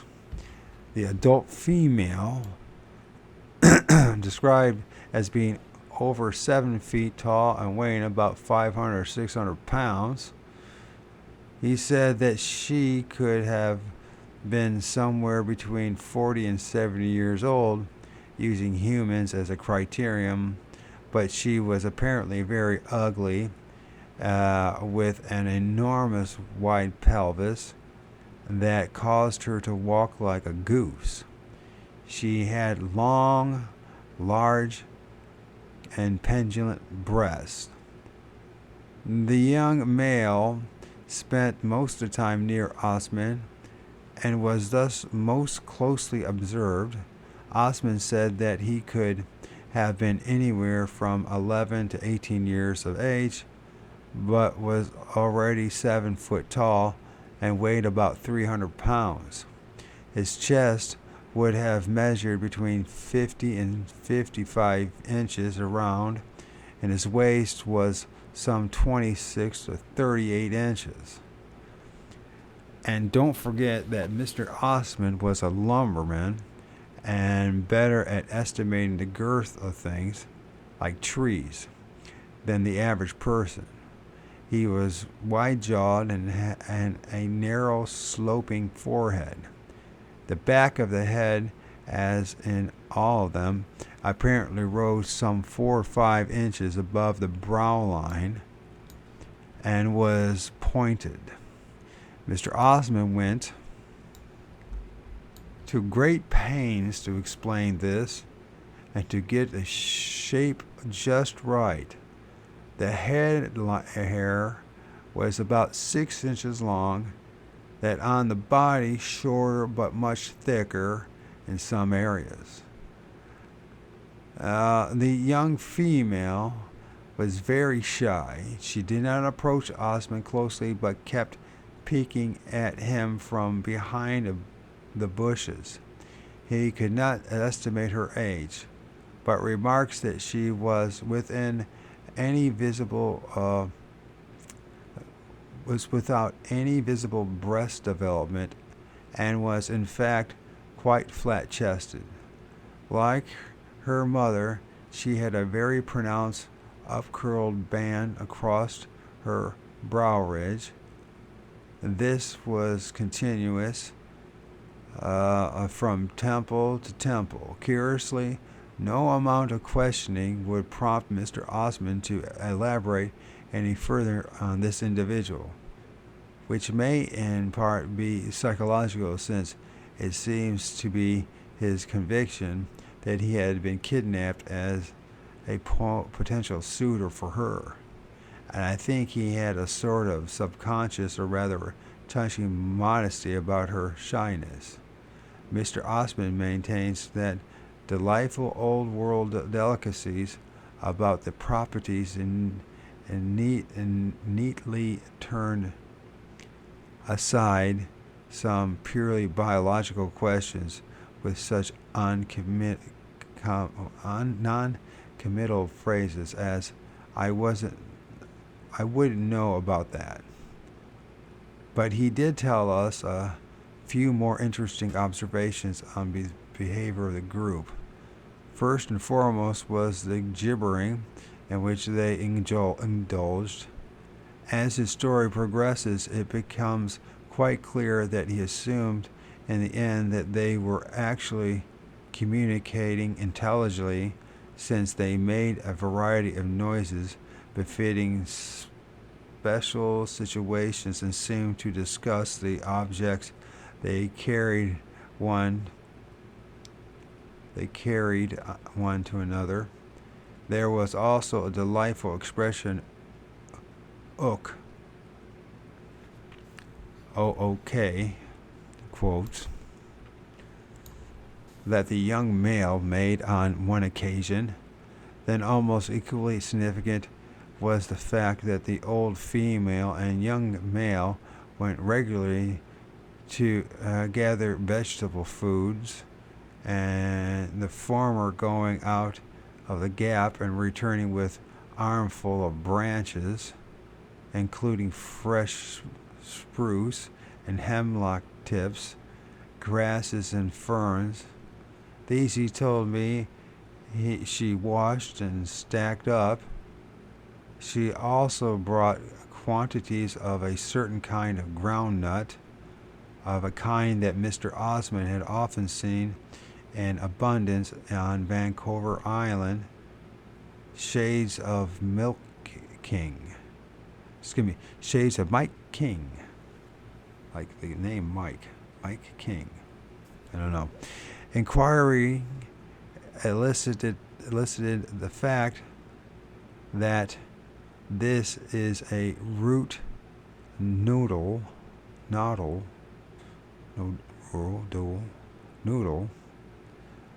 of a herbaceous plant related to the hemlock of Europe, and not a tree called by the name in this continent, and one form of which grows such nut-like growth that are edible and in fact delicious. The young male used also to go every day and return with bundles of a kind of grass with a sweet root. Mr. Osmond stressed the incredible climbing ability of the male youngster and remarked on the form of his and his father's feet as having an enormous big toe. At one point, he stated that in order to get a purchase and climbing, all he would need would be to find a resting place for this toe alone.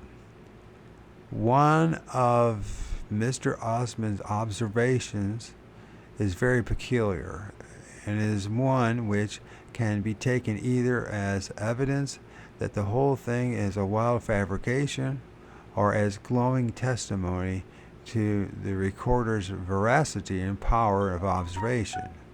It brings up some very fundamental matters with regards to the history of culture among early hominids.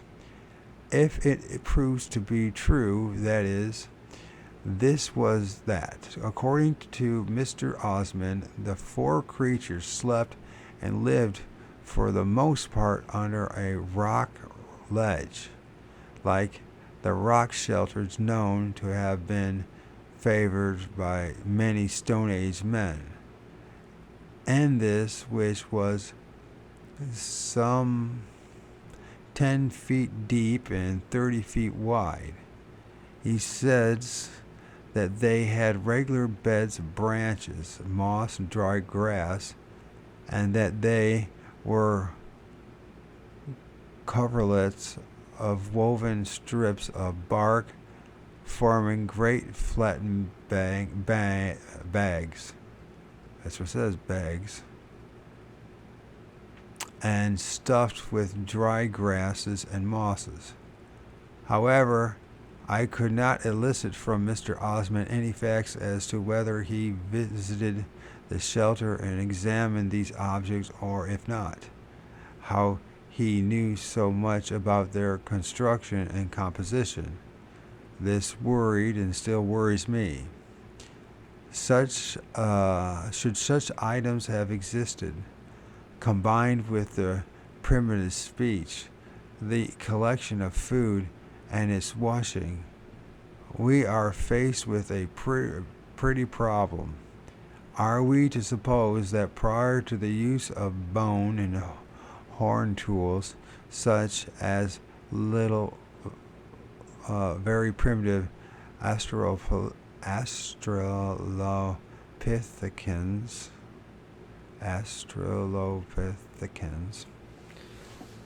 of South Africa are now thought to have used, and the discovery and control of fire, a hominids, mass or otherwise, went through a prior period of food gathering but still knew weaving. This would seem to be unreasonable and illogical, though even crude weavings calls for considerable dexterity, but it noted at the same time that orangs, chimps, and gorillas on occasion tie true knots with making their sleeping platforms, while some gorillas do so regularly. Weaving in its most primitive form, moreover, and is little further advanced than excessive knot tying. Besides, some birds do the most incredible accurate jobs of weaving, even with different colored wools, of a piece of small mesh wire. Also, animals, and particularly primates, definitely do communicate, and I might say that even I can speak fairly good rhesus. I don't know if that's supposed to be. It's supposed to be a joke, but it's supposed to be inside rhesus, like Reese's monkey, I guess. Jesus Rhesus. Thus, there is nothing really outrageous about Mr. Osmond's statements about these creatures, nor about the whole concept of some of the Sasquatches, neo-giants, as we shall eventually come to call them, being food collectors with a primitive speech but lacking fire, clothes, and tools. And it is even more interesting to note that Mr. Osmond states clearly that he never saw them bring to their camp or eat any animal food. The most primitive subhumanoids were probably like their close congenders, the apes. Fruit and leaf eaters. Only when some of them were forced out onto the savannas, scrublands, and deserts did they have to take up animal hunting and become partially or wholly carnivorous, as apparently did the Australopithecines. I don't know how to fucking say it. South Africa. If the great apes still living today have continued to be pure vegetarians, there is no reason why some of the most primitive hominids could not also have so continued to be. This gives us a somewhat new concept of our own background and of the possibilities for ABSMs. It's brutal, isn't it? But we'll keep going. This brings up several questions that, if it were possible, ought to be discussed concurrently with any straight reportage of the ABSMs themselves. The details of a report on any such alleged creature cannot be evaluated properly without prior knowledge or exposition of certain aspects. On the one hand, of vegetology, and on the other hand, the paleoanthropology, both physical and cultural. See maps 2 and 3. Our whole outlook on the last of these fields has undergone a complete revolution in the past 2 decades, and it sure has been since then. This is written 60 years ago, published 60 years ago.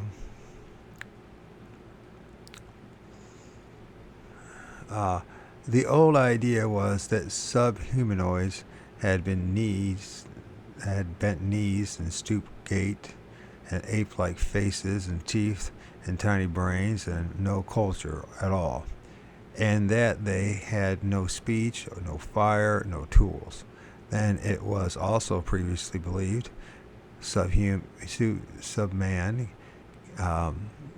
came along that stood more upright and were bigger brains and less ape-like about the muzzle. These creatures were assumed to have invented tools by bashing it at things with stones, which often cracked and giving them cutting edges. And the usual idea was that they were hunters and lived in caves and progressed steadily towards man, though taking an inordinately long time about it. Finally, some of them developed such big brains and pushed in faces that they became true men. Meanwhile, their tools got bigger and bigger and finer made and more diversified.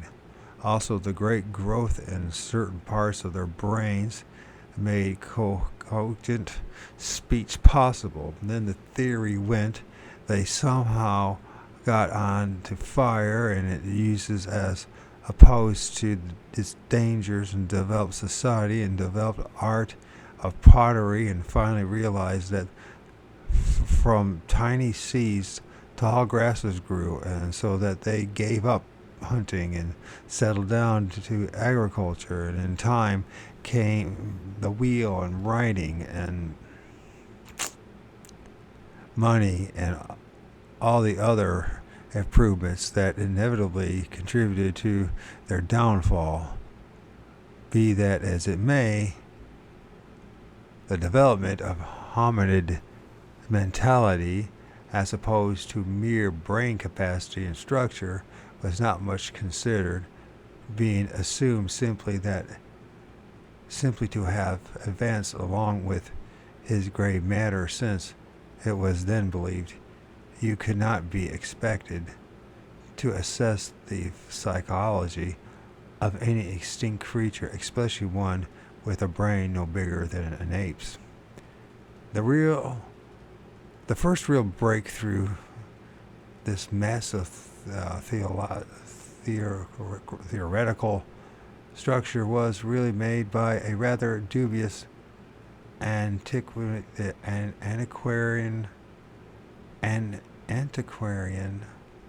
named Mr. Dawson, who foiled up science not only the now infamous Piltdown cranium, teeth, mandible, but also a fraudulent tool that he himself appears to have made from a semi-fossilized bone of some elephantine Pilton man. Never did look quite right, but was fully accepted by physical anthropologists as a very early and primitive man type, but with a very large brain. Thus, his grotesque tool was also accepted. Then there was also some suspicion that the tools had been found in the same strata in which Dr. Du Bois found his genuine ape-man in Java, and this in quotes, ape-man. But the matter was rather hurriedly suppressed. Acceptance of tools along with subhuman finally came with the diggings of North China that produced Peking, the Peking man, the Pekin man.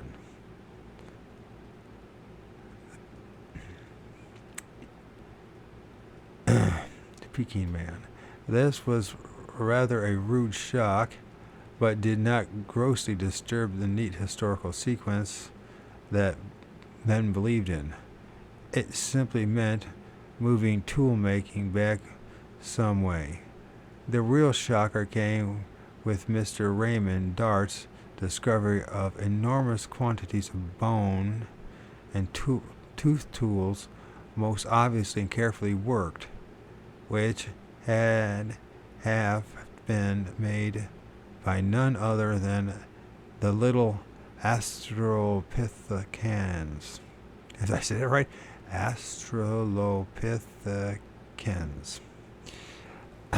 That were a first class as apes and only grudgingly accepted as most primitive sub-men. After discovery that they walked erect, there was a strong plea made for acceptance of the fact that they use fire as well. It then was decided by most, but not all, anthropologists that the hominids went through what is called the odontocarics, namely tooth and horn tool-making phase before they came to use stones. This picture has now been considerably muddied by Dr. Leakey's discovery of early Shetland man. Am I saying that right? I don't think I'm saying that right. Shetland man. We'll figure it out. No one dumb as rocks of bones or rocks, but oh well, not much you can do about it. Just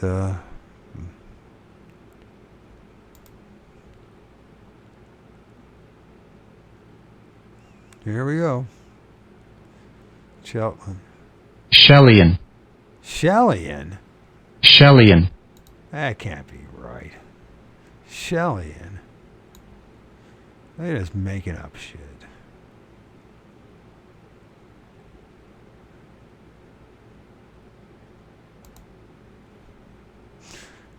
Let's see what's this one. Even Google can't agree on half these names, how to pronounce them. So what the hell? I mean, you can't blame me if I can't. Shellian. It is Shellian, I guess. Shellian. What is a Shellian, man? Shellian. I missed that one in my early studies 30 years ago. Maybe I didn't. I just read over because it wasn't that interesting. Leakey's discovery of the early Shellian man in East Africa and an appalling-looking chap with positively immense brow ridges, but who made splendid hand axes of stone. Nevertheless, it is only now slowly dawning on anthropologists that the first tools were more probably sticks and otherwise wooden, for the earliest hominids were definitely vegetarians and forest dwellers. The horn-toothed tool makers were carnivorous. The use of wood implies pulling twigs and branches from trees, and the discovery of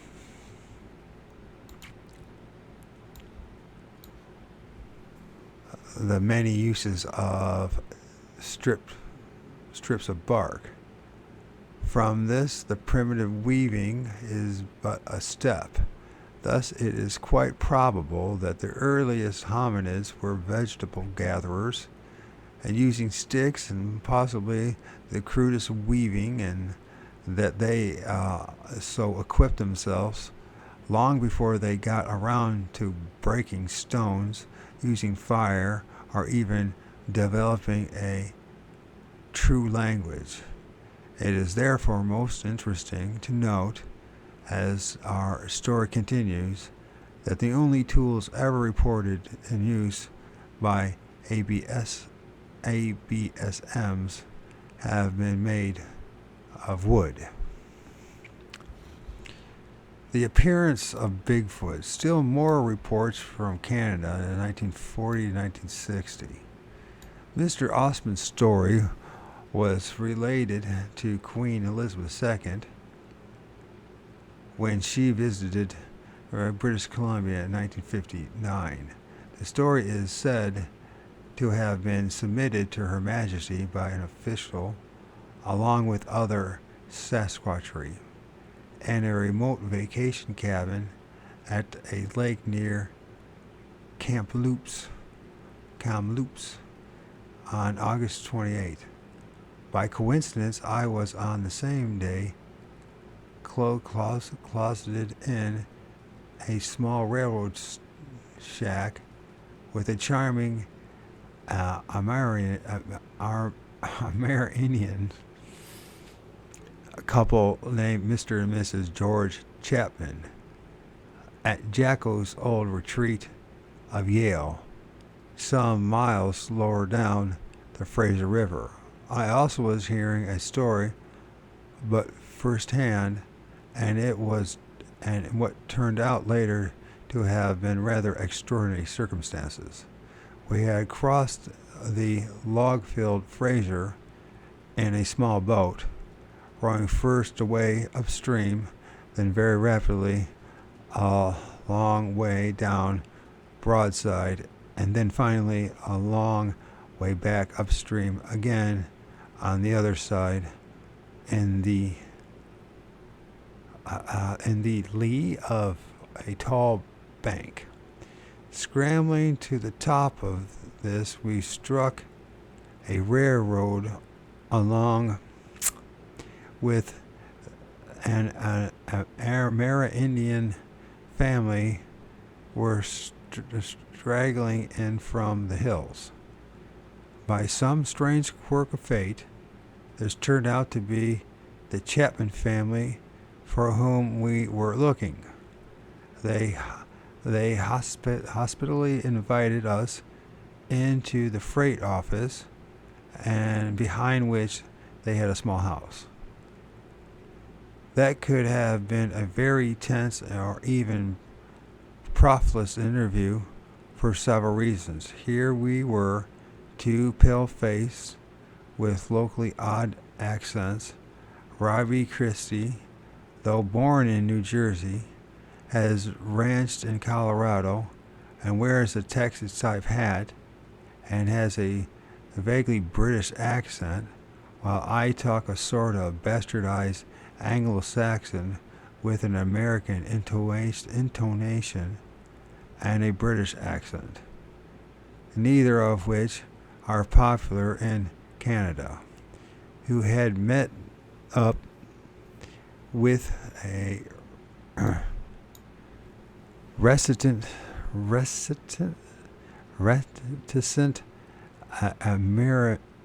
Amerindian couple, apparently quite by chance on a railroad track, who now had suddenly demanded to hear the facts of a series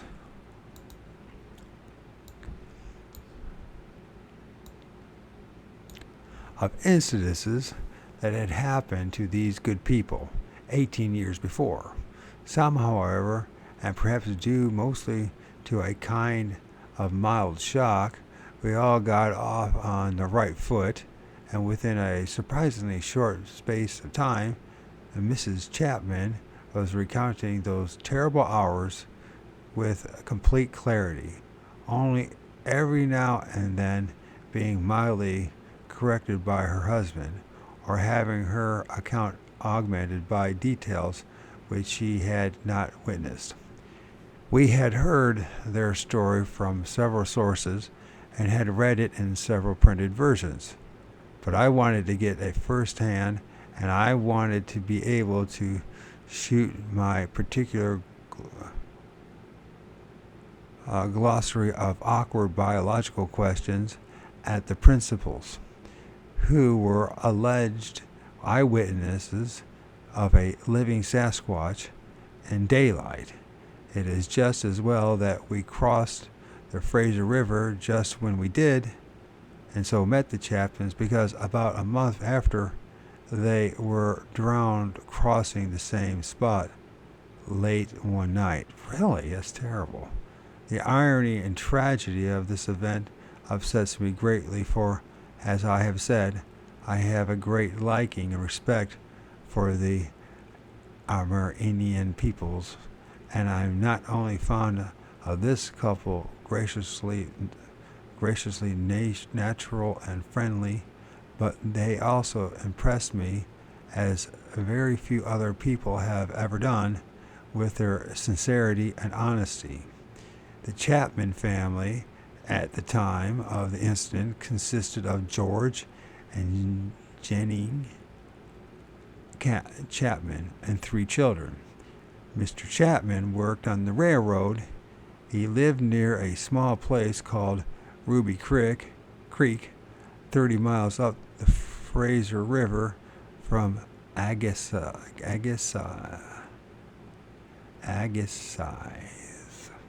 something like that. Agassiz. What is Agassiz? I keep struggling with that word too. Good thing they don't hire me to do the readings for people. It would be quite disappointing. It was about 3 in the afternoon of a cloudless summer day when Jenny Chapman's eldest son, then 9, came running to the house saying that there was a cow coming down out of the woods at the foot of the nearby mountain. The other kids, a boy 7 and a little girl 5, were still playing in the field behind the house bordering the railroad tracks. Mrs. Chapman went out to look, and since the boys seemed oddly disturbed, and then they saw what she at first thought was a very big bear moving about among the bushes bordering the field beyond the railroad tracks. She called the small children, who came running immediately. Then the creature moved out onto the tracks, and she saw to her horror that it was a gigantic man covered with hair, not fur. The hair seemed to be about 4 inches all over, and a pale yellow-brown color,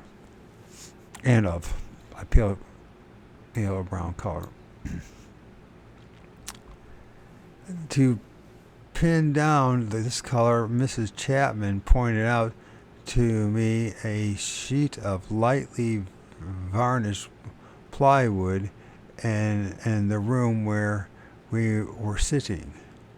This was of a brownish ochre color.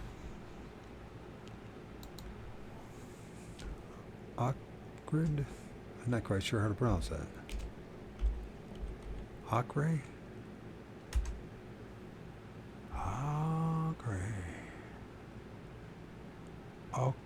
Ochre. I just have a brownish ochre color. What is brownish ochre? Ochre.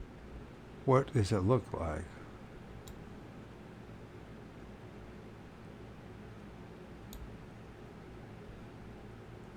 Brownish ochre. Because when I think of, for some reason I think green, but that's probably not right.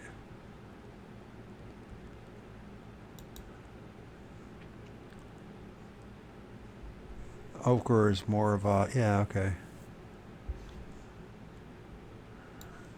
In case you had a question, maybe you didn't. I'm not the smartest, sharpest tool in the shed, am I? Ochre, so how to, no, let's go this way.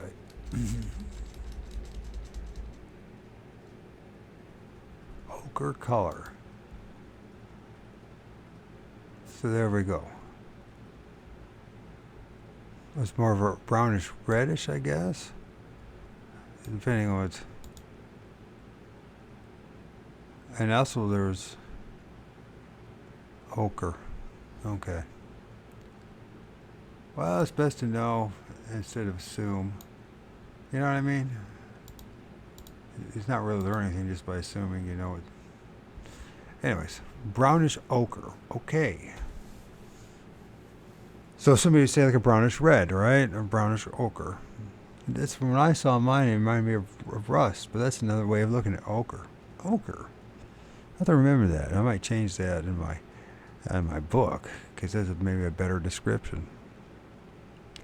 But then again, I'll put that in parentheses and say I got that from this dude, Ivan. I got it from Ivan. Gave him credit for it. Because when I saw it, it was more like memory of rust. So this creature advanced directly towards the house, and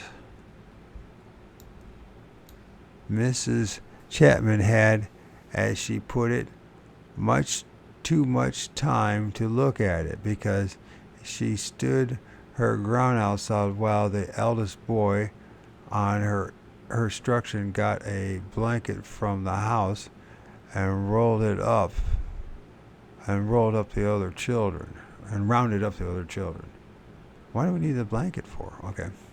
The children were in a near panic, and she told us it took 3 or 2 minutes to get, and it took 3 or 4 minutes to get the blanket, during which time the creature had reached the near corner of the field only 100 feet away from her. Mrs. Chapman then spread the blanket out, holding it aloft so that the children could not see the creature or them. She backed off at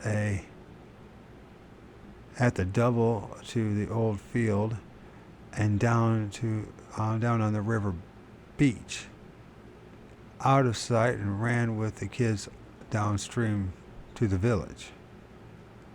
I asked her a leading question about the blanket. Had her purpose in using it been to prevent the children from seeing the creature, in accord with the alleged Amerindian belief that to do so brings bad luck, often death? She replied was both prompt and surprising. She said that although she had heard white men tell that they believe, as she had not heard of it from her parents or any other of her people who advised regarding the so-called Sasquatch, that had been simply not to go further than certain points up this certain valley, to run if she saw one, but not to struggle if one caught her, as it might squeeze her to death by mistake. No, she said, I used the blanket because I thought it was after one of the kids, and so might go into the house to look for them instead of following me. This seems to have been sound logic, as the creature did go into the house and also rummaged through an outhouse pretty thoroughly, hauling from it a 55-gallon barrel of salted fish, breaking this open and scattering its contents.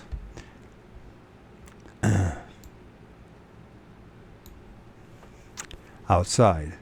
The tragic irony of it is that all those original 3 children did die within 3 years, while as I have said, a month after we interviewed them, the Chapmans and their new children drowned as well. Mrs. Chapman told me that the creature was about 7.5 feet tall. She could easily estimate the height by the various fence and line posts standing about the field. It had a rather small head and a very short, thick neck. In fact, really no neck at all.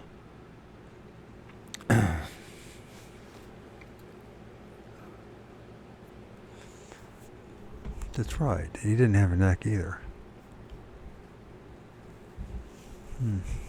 It's good I'm reading this stuff for myself, at least. And I've heard this. We've offered this millions of times, right? Or not millions of times, but a bunch of times. At point emphasized was William Rowe, and by almost all others who claim to have seen one of these creatures. Its body was entirely human in shape, except that it was immensely thick through its chest, and its arms were exceptionally long. She did not see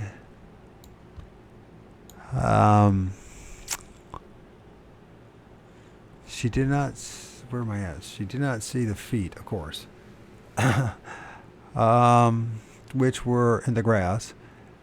Its shoulders were very wide, and it had no breast, from which Mr. Chapman assumed it was a male, though she also did not see any male genitalia.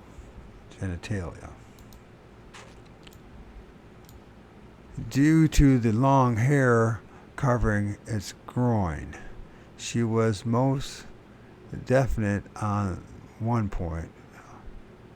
The naked parts of its face and its hands were much darker than its hair, and appeared to be almost black.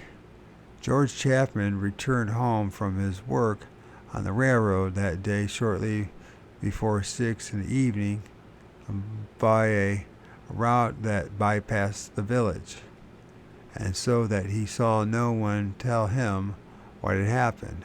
And when he reached his house, he immediately saw the woodshed door battered in and spotted enormous humanoid footprints all over the place. Great alarm, for, like all of his people, he had heard since childhood about the big wild man of the mountains, though he did not hear the word Sasquatch till after this incident. He called for his family and then dashed through the house. Then he spotted the foot tracks of his wife and kids going off towards the river. He followed these until he picked them up on the sand beside the river, and saw them going off downstream without any giant ones following. Somewhat relieved, he was retracing his steps when he stumbled across the giant's foot tracks on the river banks further upstream. These came down out of a potato patch which lay between the house and the river, a milled about, was it? I can't see it. It's mild, I guess, mild about by the river, I guess. How the that is, and the house in the river, and mild about by the river, then went back through the old field towards the foot of the mountains, where they disappeared in heavy growth. Returning to the house, relieved to know that the tracks of all four of his family gone off downstream to the village, George Chapman went to examine the woodshed. In our interview, after 18 years, he still expressed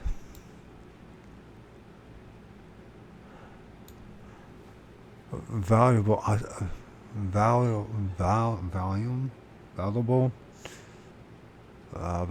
astonishment that any living thing, even 7'6" man, with a barrel chest, could lift a 55-gallon tub of fish out of a narrow door of the shack and break it open without using a tool. He confirmed the creature's height after finding a number of loose brown hairs stuck in a slab of wood linted by the doorway. Okay, lintel? I have no idea. Slab wood lintel of the doorway, above the level of his head. George Chapman then went off to the village to look for his family and found them in a state of calm collapse. He gathered them up and invited his father-in-law and 2 others to return with him for protection of his family, and when he was away at work. The foot tracks returned every night for a week, and on the second occasion the dogs that the Chaptons had taken with them set up the most awful racket at exactly 2 o'clock in the morning. The Sasquatch did not, however, molest them or apparently touch either the house or woodshed, but the whole business was too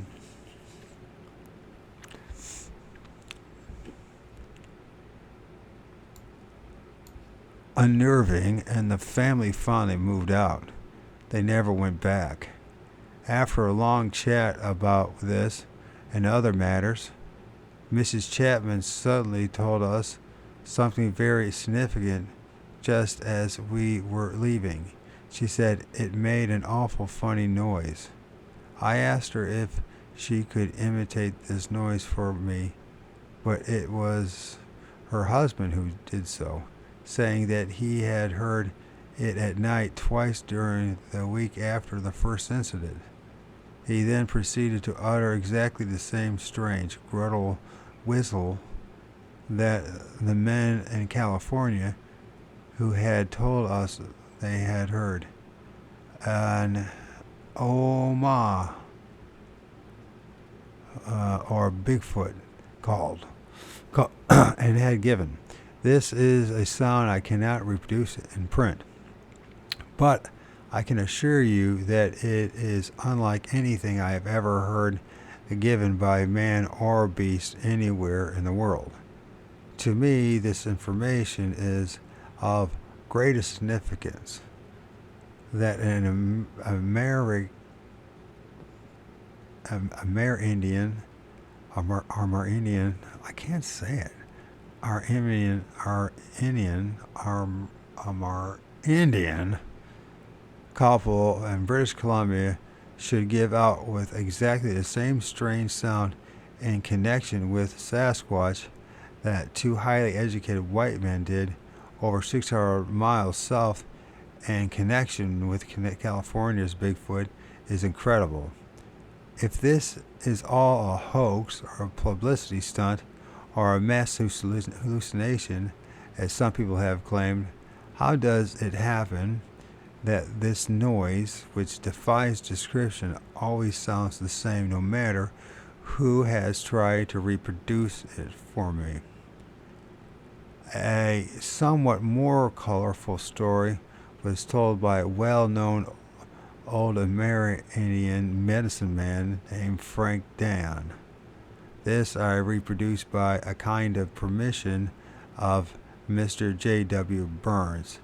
This, he says, occurred in July 1936 along Morris Creek, a small tributary of the Harrison River. See map 6.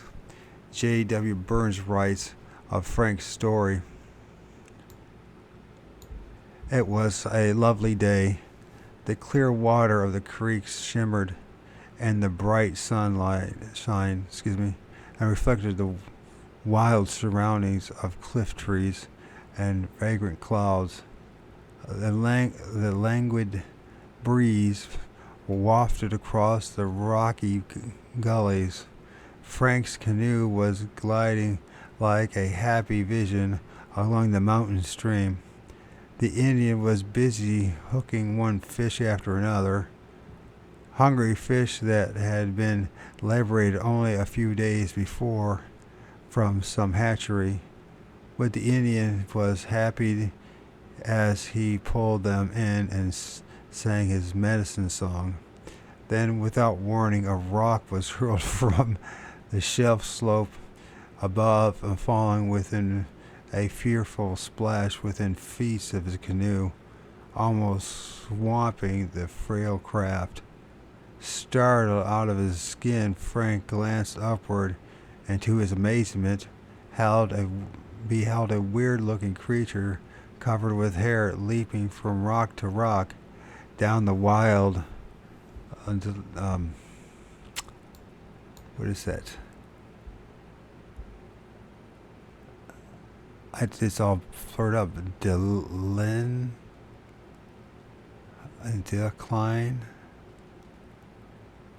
But wow, okay. Throwing a rock from rock to rock, though, while declivity with, I don't know if that word is. It's all smudged. The agility of the mount of the acclivity of is that what it's trying to say? Acclivity. The acclivity. Okay. Leaping from rock to rock down the wild declinity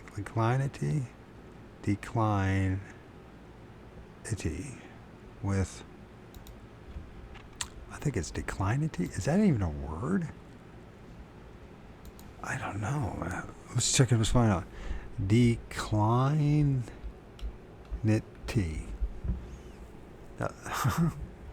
Declavity. Maybe that's what he was trying to get at. But that's declavity.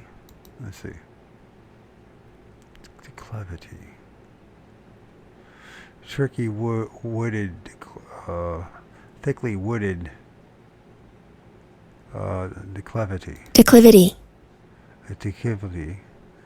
And then it was, I think that's what he tried to mean, was declivity. And what does it mean?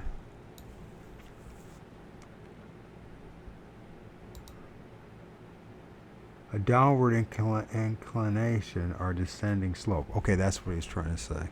I'm sorry, I couldn't. It's all blurry. That's my excuse this time. I'm not gonna. So down the wild declivity with the agility of a mountain goat, Frank recognized the hairy creature instantly. It was a Sasquatch. He knew it was one of the giants. He had met them on several occasions in the past years, once on his own doorstep, but those were a timid sort and not unruly like the gent he was now facing. Frank called upon his medicine powers, something Sula and similar spirits. I think he is. I can't. Is that a G? Jula or Sula? I don't know.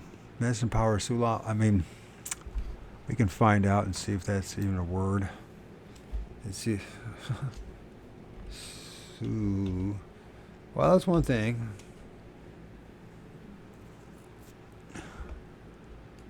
I'm trying, people. I'm trying to learn, not just assume I know everything. Sula. What is Sula in slang? The sweetie upper lip alert. Sula. What is the meaning of Sula? What does Sula Azul mean? How do you pronounce Sula?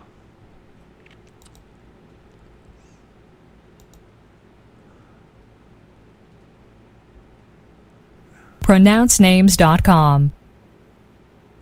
Okay, Sula, it is Sula, but what is the meaning of Sula?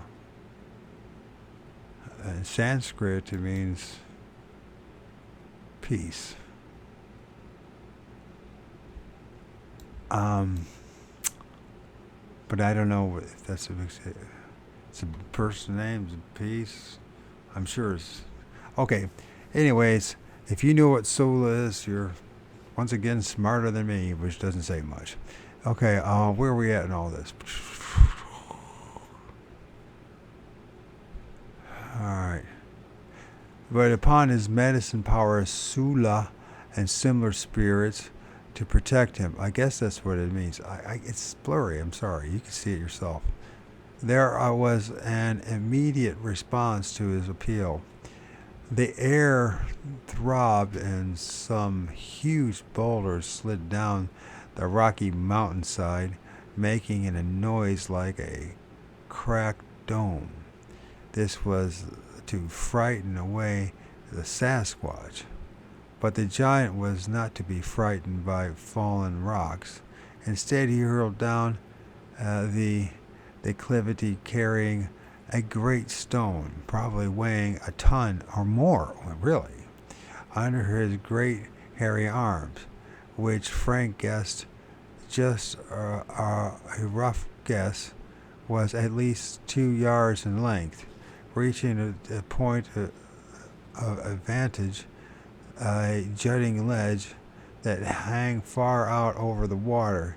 He hurled it with all his might, this time missing the canoe by narrow margin, filling it with water and drenching the poor frightened occupant with a cloud of spray. Some idea of the size of the boulder may be gained from the fact that its huge bulk blocked the channel. Later, it was dredged out by Jack Penny on the authority of the Department of Interland Navigation, whatever the hell that is. It may now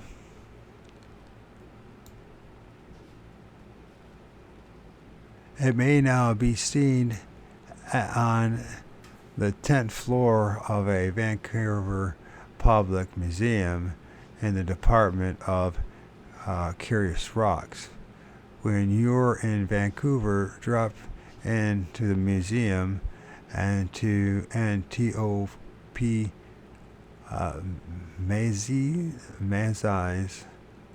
Mezai's curator will gladly show it to you.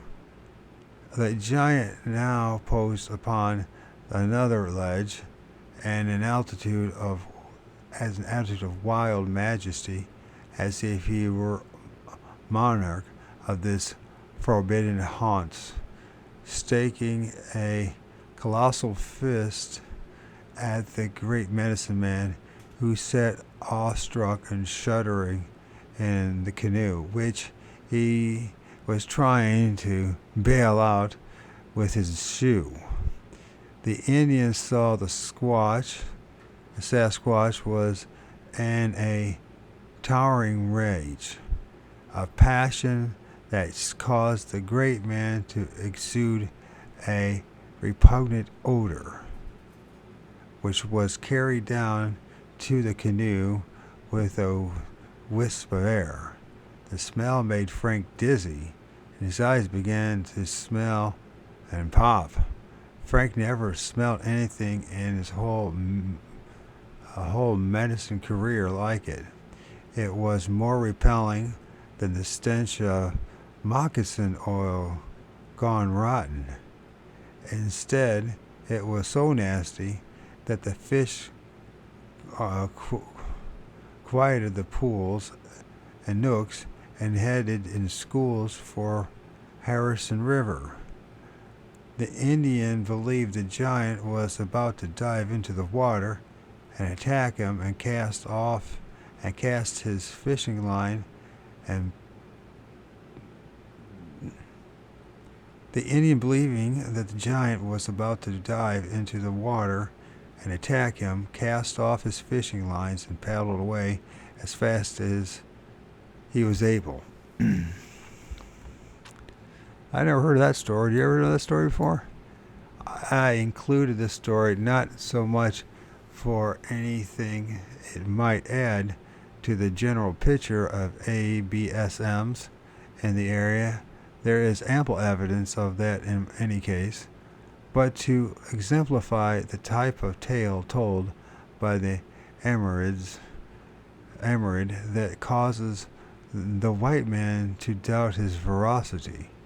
Frank Dan was an old and respected medicine man living by the precepts and beliefs of his ancestors.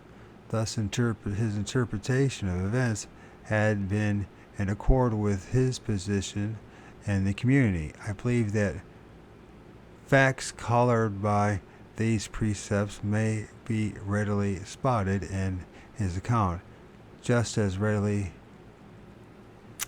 eliminated. If this is done, we are left with a pretty straightforward account, namely, that while fishing, a Sasquatch appeared, hurled some rocks at the old gentleman, stank like hell. The induced landslide and weight of the second rock hurled, or perhaps merely dislodged, into the river, as well as the giant's implied curse as pure embellishment. Even the mass exodus of the trout might well be perfectly true, due to the cascade of boulders rather than the stink of air that they could, of course, not smell in the water. Besides, Frank Den's medicine came off second best, and he had manifestly fled. He couldn't explain this fact away, so he just did the best he could so not to show up in too poor of light. As a matter of fact, Mr. Burns records that he gave up being a medicine man from then on, saying that his powers had been finally defeated. That would seem to be an act of an honest man. During this decade, the Amorids of the same area, by all accounts, have suffered quite a spell of their Sasquatches.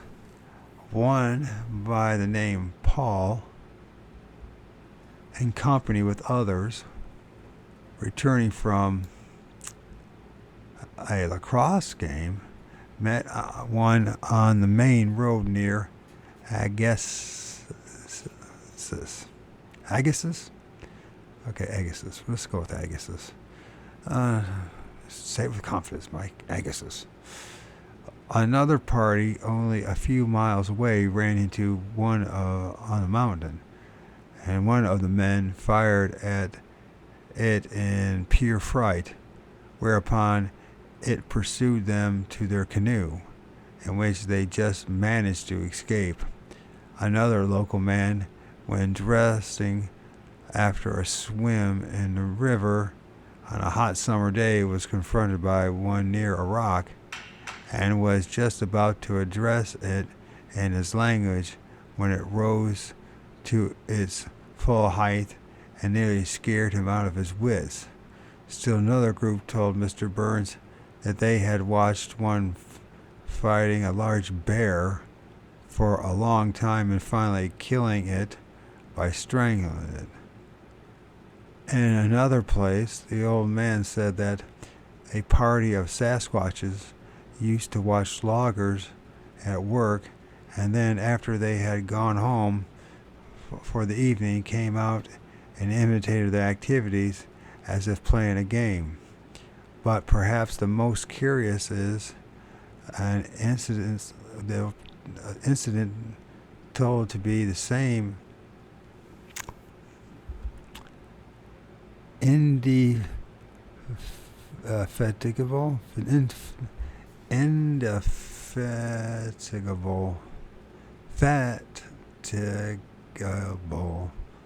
indefatigable. Okay, all right. I'm just going to do it. I don't know how to say it. I'm admitting it. I'm admitting I'm an idiot. Never said it was smart. I'm just trying to do my best. And if you can speak and read better than me, then all the power to you. That's probably the reason why I ended up with it where I'm at, because Well, that found it real fast. Okay. I didn't even put Indefatigable. indefatigable. Indefatigable. Indefatigable? Well, who the hell used that word? What does it fucking mean? And anyways, determined or energetic way. Indefatigable. Why did you have to use that word, dude? Why did you have to use it? Is that just to show off? I think that's just to show off. I think they have these words just to, as a way to say to the others, I know these words. I can use these words.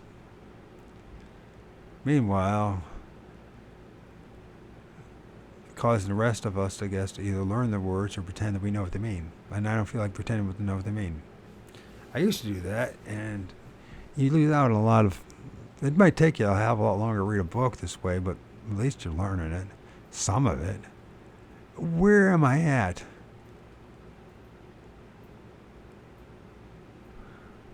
So anyways, it's very bad. But perhaps the most curious is an incident told to the same indefatigable investigator, Mr. Burns, by the same Charlie Victor of Chilliwack already mentioned, and which I herewith reproduce with the former's permission. Charlie speaks and says, I was hunting in the mountains near Hatsick, and I had my dog with me. I came out on the plateau where there were several big cedar trees. The dog shot before one of the trees and began growling and barking at it. On looking up to see what excited him, I noticed a large hole in a tree 7 feet from the ground. The dog pawed and leaped up upon the tree and looked at me to raise him up, which I did, and he went into the hole. The next moment, a muffled cry came from the hole. I said to myself, that dog is tearing into a bear. And with my rifle ready, I urged the dog to drive him out.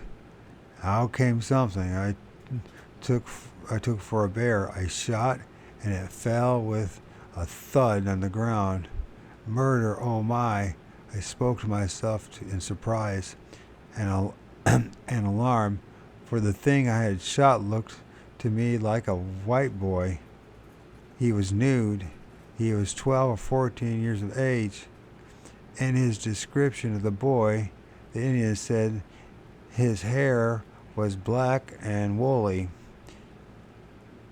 Wounded and bleeding, the poor fellow sprawled upon the ground, but then I drew close to examine the extent of his injury. He let out a wild yell, or rather a call as if he were appealing for help. From across the mountain a long way off rolled a booming voice. Less than a half an hour out from the deep depths of the forest came the strangest and wildest creature one could possibly see. I raised my rifle, but not to shoot, but in case I would have to defend myself.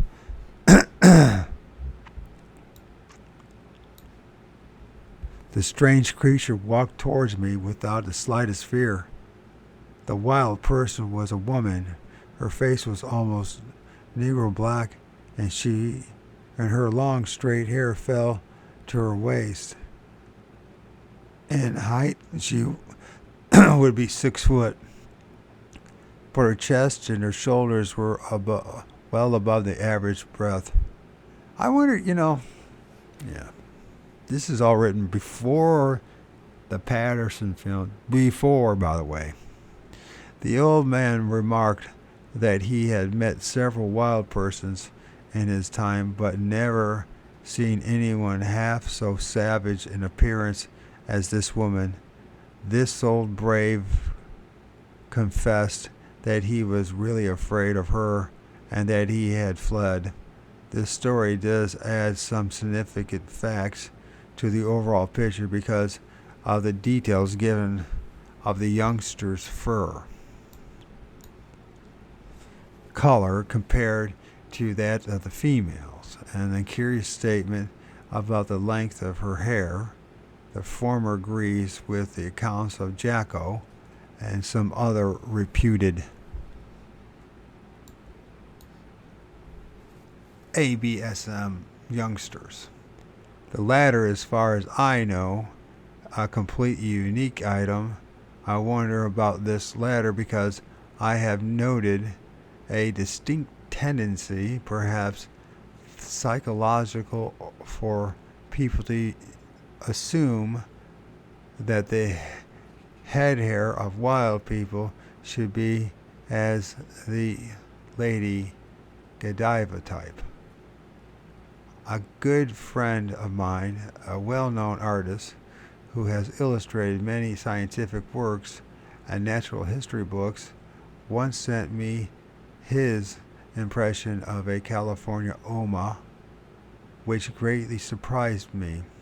Despite this man's extensive knowledge in mammalian anatomy and long experience in drawing animals to the specifications and approval of zoologists, he had depicted just a great big white type person with long flowing hair and an immense breast. This seems indeed to be a popular conception of abominable or ABSM. Yet everybody who claims to have seen one makes special mention of the small pointed head, small round eyes close together,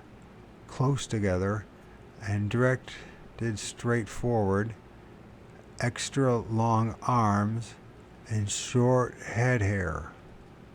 A naked face without beard or prognathus. If I'm pronouncing it right, I can't trying to figure it out.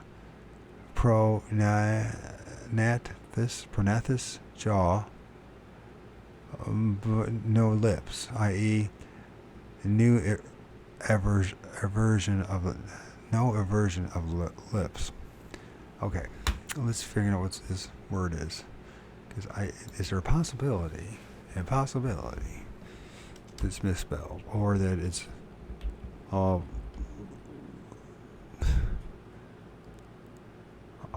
prog?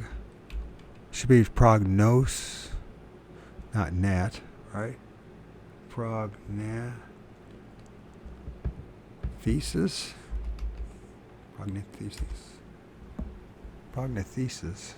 But how would you the beard and prognathus? Prognathus.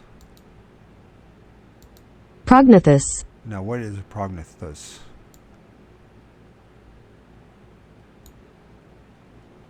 What is a prognathus head?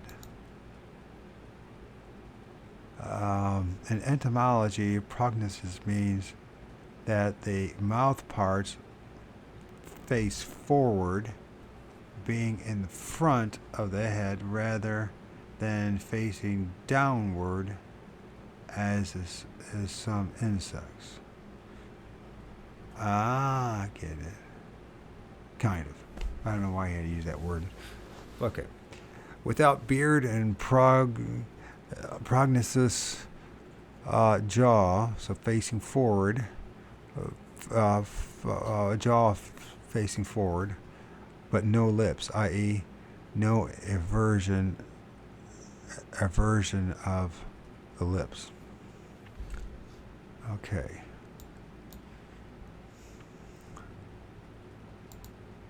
I know, I'm dumb. I believe it or not, I even have a scientific background. I haven't used it in 30 years, but this is what I went to school for, environmental science and management. But the reason I went into environmental science and management is because I was too dumb and didn't know how to give it. I wasn't good with the the physics.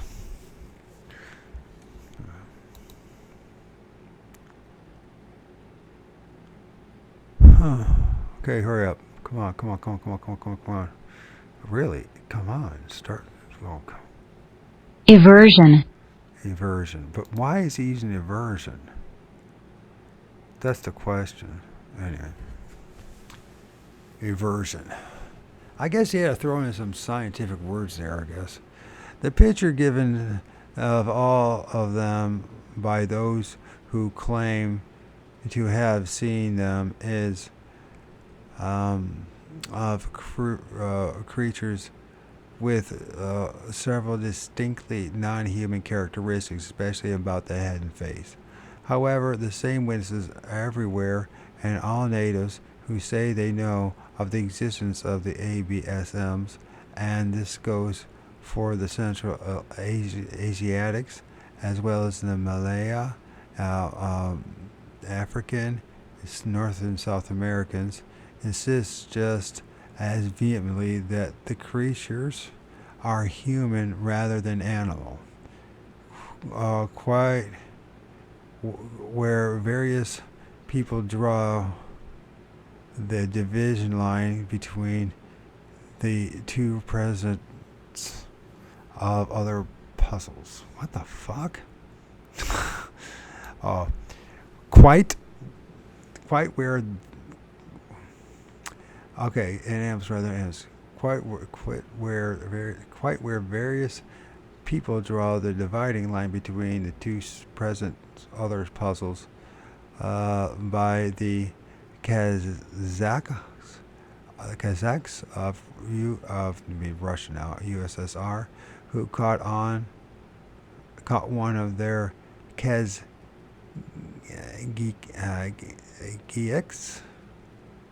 Kais, something like that. I don't know. Fuck if I know. Thought it was a man wearing a disguise, while the Soviet Army medical officer who examined a Koptor pronounced it so human that it should be released. Even the hill Batuks of Sumatra, who are themselves just about at the bottom rung of the cultural ladder, call their local orange pendex and orange gadegs by a name that denotes wild man. The Malays of the same country, however, call even the Mayas their great ape. The orange unton, i.e. hunton, which simply means wild, unton, man, orang. Amorids of our Northwest insist that Sasquatches are very lowly forms of man, and so lowly that they, Amerids, do not want to associate with them in any way, preferring not to talk about them, especially about the ancestor above before we further. This is the correct spelling in Malay, and orang really means person, not man. Author.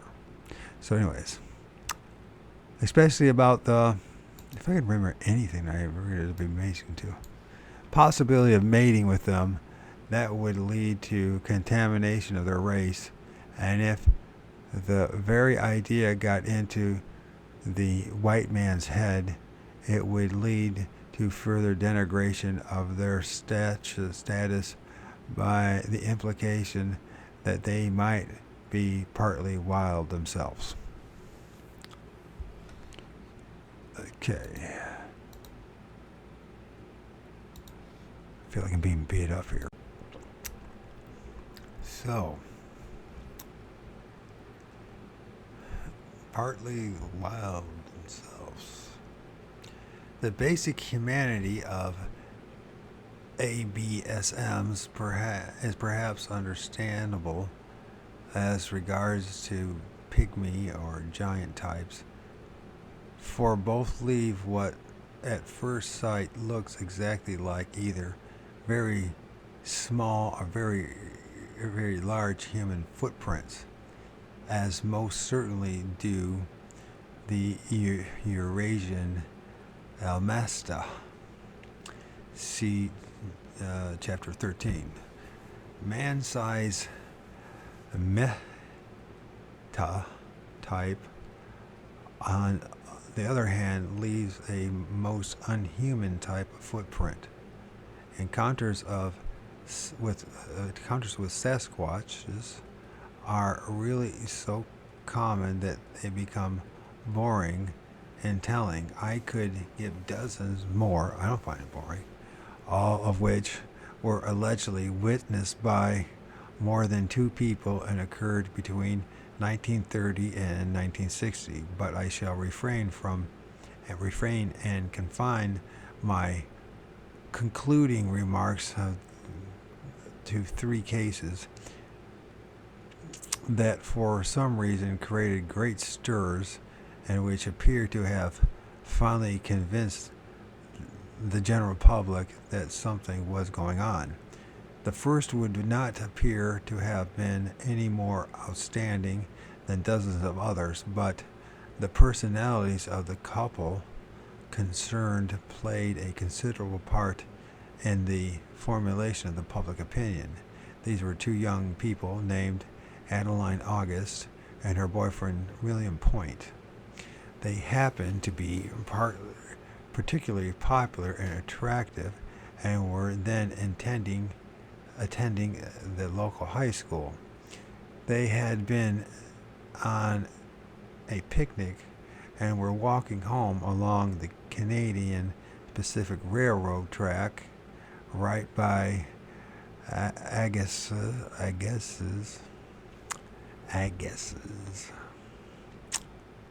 when a large Sasquatch stepped out of the woods ahead of them.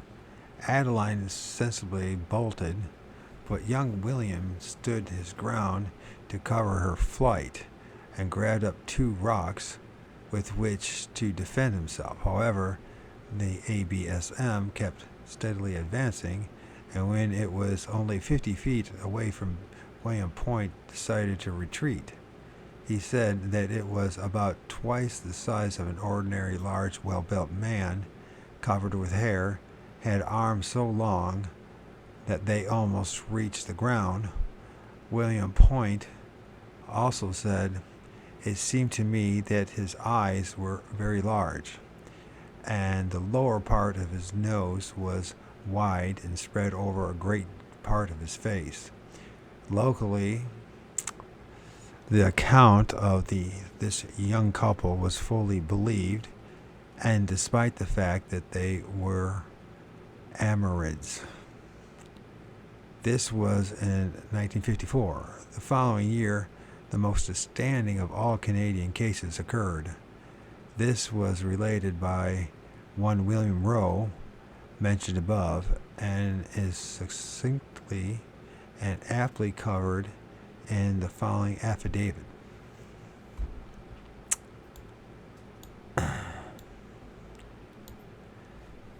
Deposition by Mr. William Rowe from the city of Edmonton, Alberta. Affidavit by William Rowe to the Agassiz Harrison Advanced Printer and Publisher, Drawer O.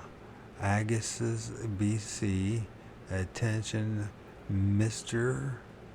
John W. Green, from the Legal Department of Allen F. McDonald, BALLB, City Solicitor, H.F. Wilson, B.A., Assistant City Solicitor, and R.N. Saunders, Claims Agent. Dear Sir, There's this re-affidavit of Mr. William Rowe. On August 26, 1957, Mr. William Rowe approached the writer requesting the swearing out of an affidavit in regards of a strange animal he had seen in British Columbia. The affidavit was drawn up by a member of our legal department and sworn to in the usual manner by the writer. I cannot state as to the credibility of the story. We trust the foregoing information will be of assistance. Yours truly, William H. Clark, Assistant Claims Agent. That's what it's signed by. And then it says HWCEK, period. Something like that.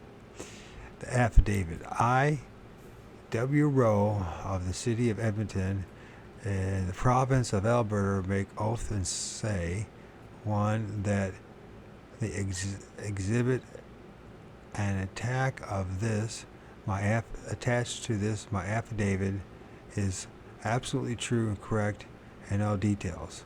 Sworn before me in the City of Edmonton, province of Alberta, this 26th day of August AD 1957. Signed W.M. Rowe, and then signed by Clark under a numbering DD 2822, Exhibit A. Ever since I was a small boy back in the forests of Michigan, I have studied the lives and habits of wild animals. Later, when I supported my family in northern Alberta by hunting and trapping, I spent many hours just observing wild things. They fascinated me. The most incredible experience I ever had with a wild creature occurred near a little place called Tet John Cache, or BC, if I said that even correct, about 80 miles west of Jasper, Alberta.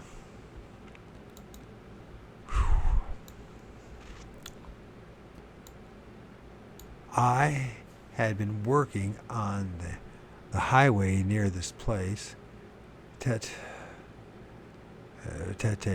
John. It could be Tete or Tet. I think in Portuguese it would be Tete, right?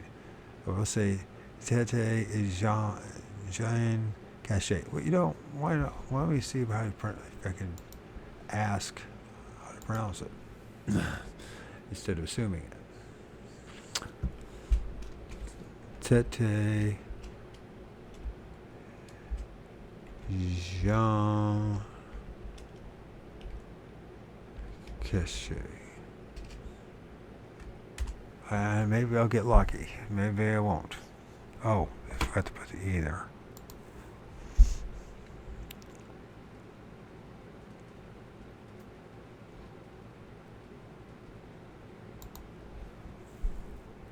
Let's see what happens. Tete Jean Cache.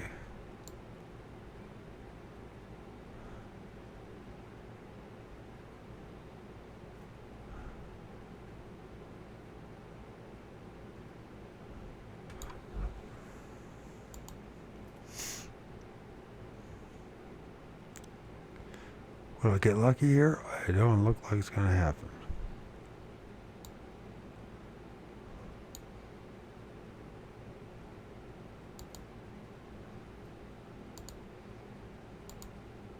Tet John Cache, British Columbia. Tet John Cache, British Columbia. Teton Cache. This spell I said it's not quite right. Teton Cache. Well, you live and learn, right? Teton Cache. That's what it says, so I'm going with that. So near the place called Teton Cache, for about 2 years, in October 1955, I decided to climb 5 miles up Mesa Mountain to an old desert mine just for something to do. I came in sight of the mine about 3 o'clock in the afternoon after an easy climb. I had just come up of a patch of low brush into a clearing when I saw what I thought was a grizzly bear in the brush on the other side. I had shot a grizzly bear near that spot a year before. This one was only 70 yards away, but I didn't want to shoot it, for I had no way of getting it out. So I sat down on a small rock and watched, while my rifle in hand. I just saw part of the animal's head and the top of one shoulder. A moment later it raised up and stepped out into the opening. Then I saw it wasn't a bear.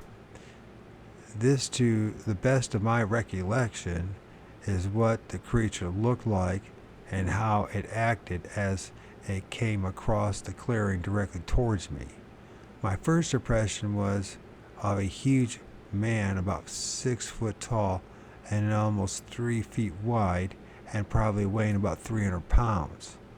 It was covered from head to foot with dark brown silvery tipped hair, but as it came closer I saw by its breast that it was a female, and yet its torso was not curved like a female's. Its broad frame was straight from shoulder to hip. Its arms were much thicker than a man's arms and longer, reaching almost to its knees. Its feet were broader proportionally than a man's, about 5 inches wide in the front and tapering to a much thinner heel.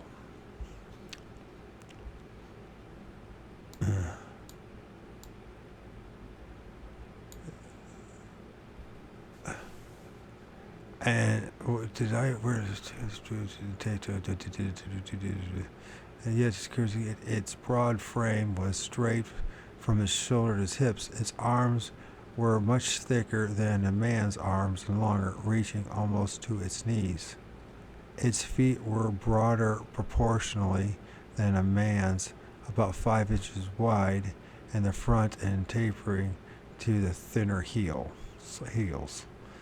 When it walked, it placed the heel of its foot down first.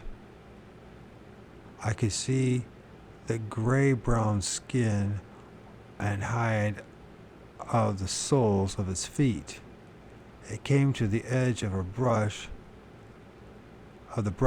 I was hiding in, within 20 feet of me. It squatted down on its haunches, reached out its hand to pull.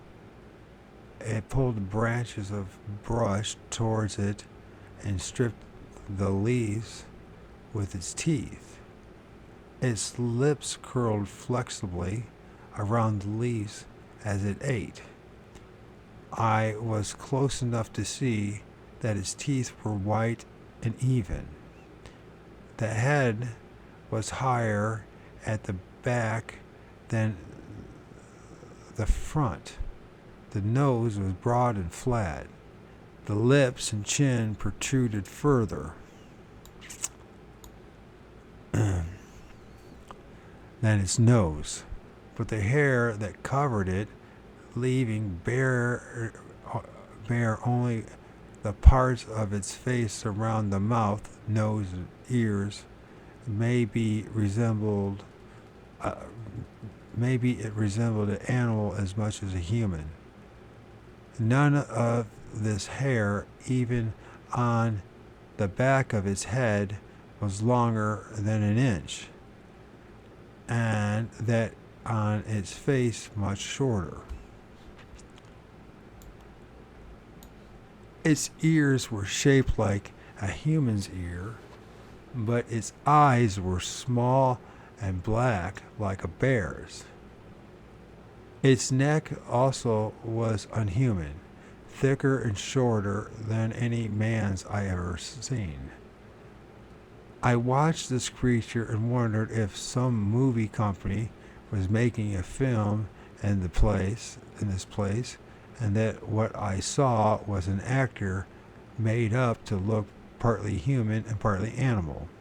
But as I observed it more, I decided that it would be impossible to fake such a specimen. Anyway, I learned later that there was no such company near that area, nor in fact did anyone live up a Mica mountain, according to the people who lived in, I can't remember his press story.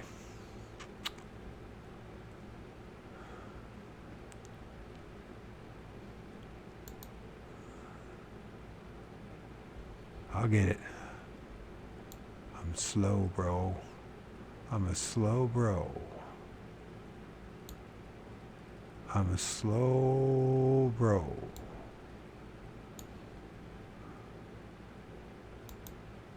Teton Cache, British Columbia. Teton Cache. Teton Cache. Teton Cache. I won't remember it. You probably will before I will. They lived in Teton Cache. Finally, the wild thing must have got my scent, for it looked directly at me through an opening in the brush. A look of amazement crossed its face. It looked so comical at that moment I had to grin. Still in a crouched position, it backed up 3 or 4 short steps, then straightened up to its full height and started to walk rapidly back away and had come. For a moment it watched me over its shoulder as it went, not exactly afraid, but as though it wanted no contact with anything strange.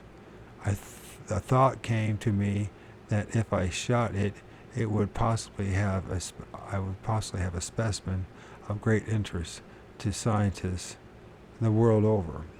I had heard stories about the Sasquatch, the giant hairy Indians that lived in the legend of the Indians of British Columbia, and also many claim are still in fact alive today.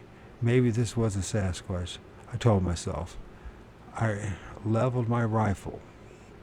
The creature was still walking rapidly away, and turning his head to look at my direction. I lowered my rifle. Although I have called the creature it, I felt now that it was a human being, and I knew I would never forgive myself if I killed it. Just as it came to the other patch of the brush, it threw its head back and made a peculiar noise that seemed to be half laugh and half language, which I could only describe as a kind of whining. Then it walked from the small brush into a stand of log pole pine. I stepped out into the opening and looked across a small ridge just beyond the pine to see if I could see it again. It came out on the ridge a couple of 100 yards away from me, tipped its head back again, and again emitted the only sound I had heard it make.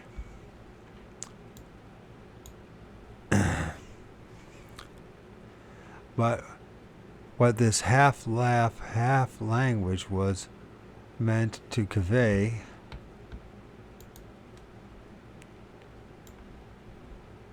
I do not know. It disappeared then, and I never saw it again. I wanted to find out if it lived on vegetation entirely and ate meat as well, so I went down and looked for signs.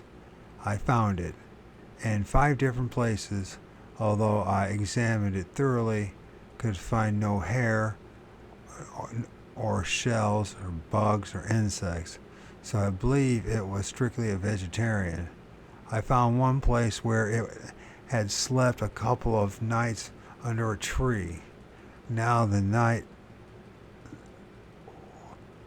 And now the nights were cold up in the mountains at this time of the year especially, and yet it had not used a fire. I found no signs that it possessed even the simplest of tools, nor did I find any signs that it had a single companion while in this place. Whether this creature was a Sasquatch, I do not know. It will always remain a mystery to me unless another one is found. I hereby declare the above statement to be every part true, to the best of my powers of observation and recollection. Signed, William Rowe, witnessed.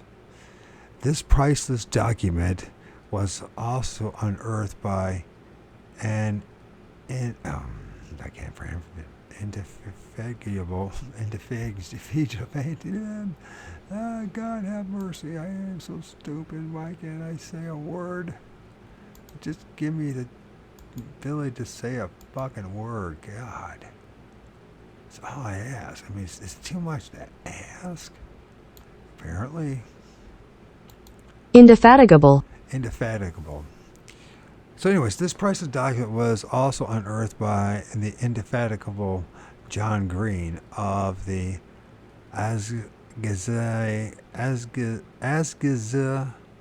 Harrison Advance, upon whom the mantle of Sasquatch research, nobly worn by Mr. J. W. Burns for so many years, seems to have fallen. He published it in his paper, and the results were electric. I wonder if he has a book out. I read his book. Maybe easier to read, too. Mr. J. W. Burns. Okay. His paper results electric. Not only did it bring Mr. Osmond's story to light, it got the whole neighborhood on its toes, including even the Chamber of Commerce of the resort town of Harrison, which made movies to advertise the Sasquatch hunt as a come on for its centenary celebrations. Fortunately and decently, this idea was dropped, but $5,000 is said to have been offered for the capture of the Sasquatch. This was not, of course, collected, but it brought forth another rash of encounter stories.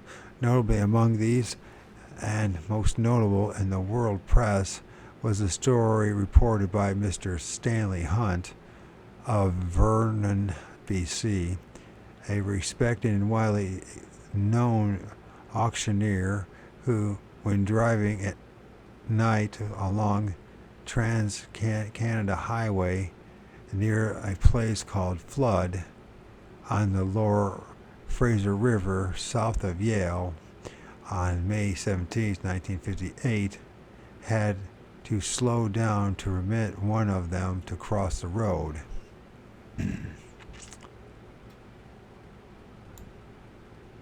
This is during asterisks. I added here the following note that I presumed he is referring there to dropping or feces of this animal, of which he says he found evidence in 5 different spots.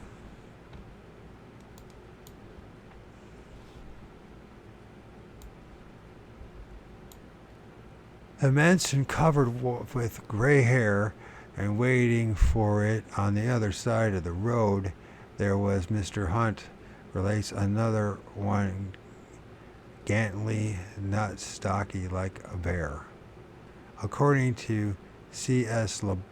Lambert, writing in 1954, the situation changed considerably in 1935, when, after a series of alarming reports that these giants were prowling around Harrison Mills, 50 miles east of Vancouver, disturbing the residents by their weird wolf-like howls at night, and destroying property, a band of vigilance was organized to track the marauders down. However, no specimen of the primitive tribe was captured, and many white people became openly skeptical of the existence of the giants. According to Alan Rowe Evans in the Montreal Standard, BC's hairy giants, in quotes, the Indians are now very sensitive to any imputations cast upon their veracity in this manner. During the 19th century, they were ready to tell inquirers all they knew about the Sasquatch men, but today they have become more reserved and talk only to government agents about the matter. They maintain that the wild Indians, in quotes, are divided into two tribes whose rivalry with each other keeps their numbers down and so prevents them becoming a serious menace to others. Expeditions have been organized to track down the Sasquatch man to their lair in the mountains, but the Indians employed to guide these expeditions invariably desert before they reach the danger zone. However, certain large caves have been discovered with man-made walls of stone inside them, a peculiar shaped stones fitted in their mouths like doors. The difficulty in the way of penetrating into the heart of the Morris Mountains district is very great. The terrain is cut up by deep gorges and almost impassable ravines. It is very easy to get lost and hard to make sustainable progress in any one direction for long. In the fall of the following year, large human-like footprints turned up overnight all over the place of this area. Throughout 100 years of squatchery, footprints are often mentioned casually, but nobody seems to have been particularly impressed by them or to have done anything about them. Suddenly they took over the front pages.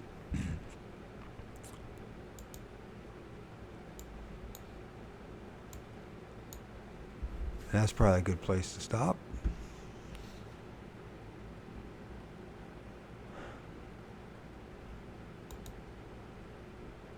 And I need to start doing more stuff than just reading.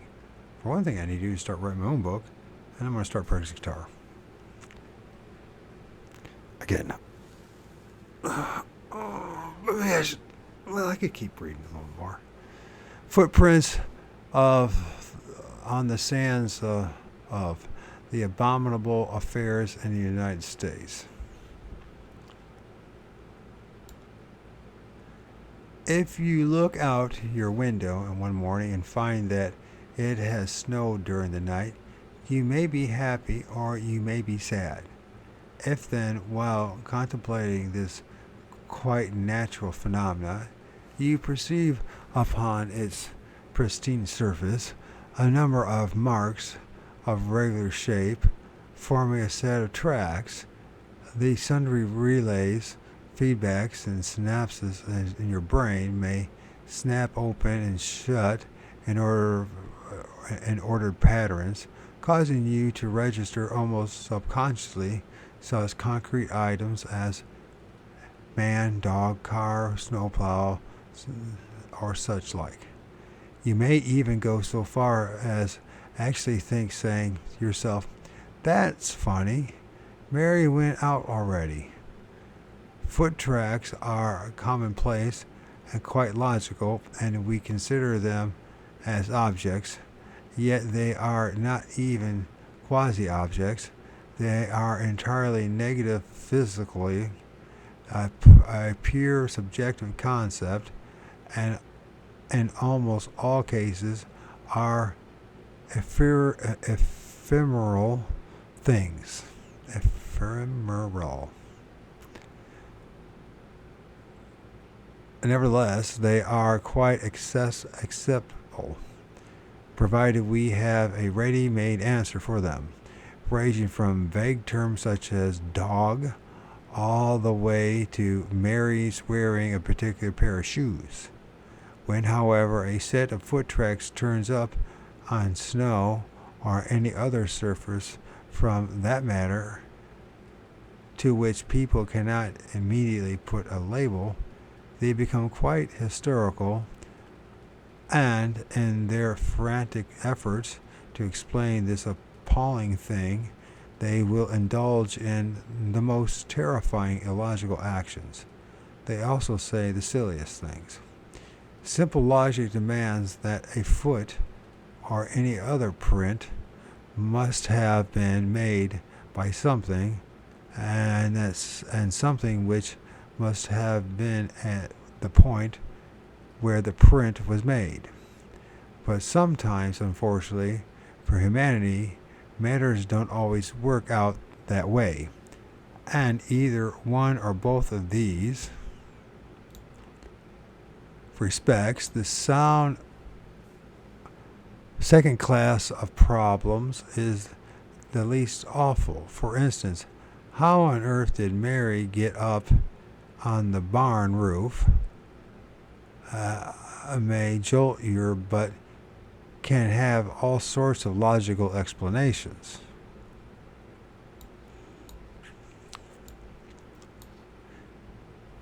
If one is sufficiently concerned about Mary's welfare, it is the common practice to investigate these in order of likelihood, starting by asking Mary if she is around and ending by calling in the long-suffering police if she has disappeared. Even in this class, however, there can be nasty ones. We once found a set of what looked like our tame porcupine tracks inside an empty cage, which was constructed of heavy wire in the form of a cube on all 6 sides, and had a firmly locked door.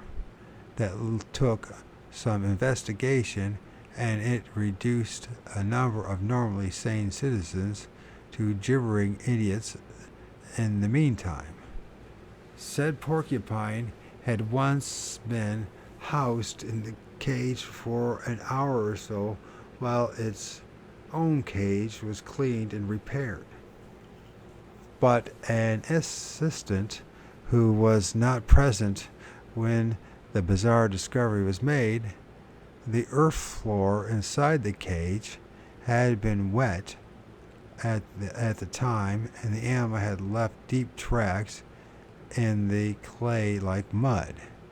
This dried solid, and the assistant then, in accord with his routine duties, put a 2-inch covering of fresh earth over this.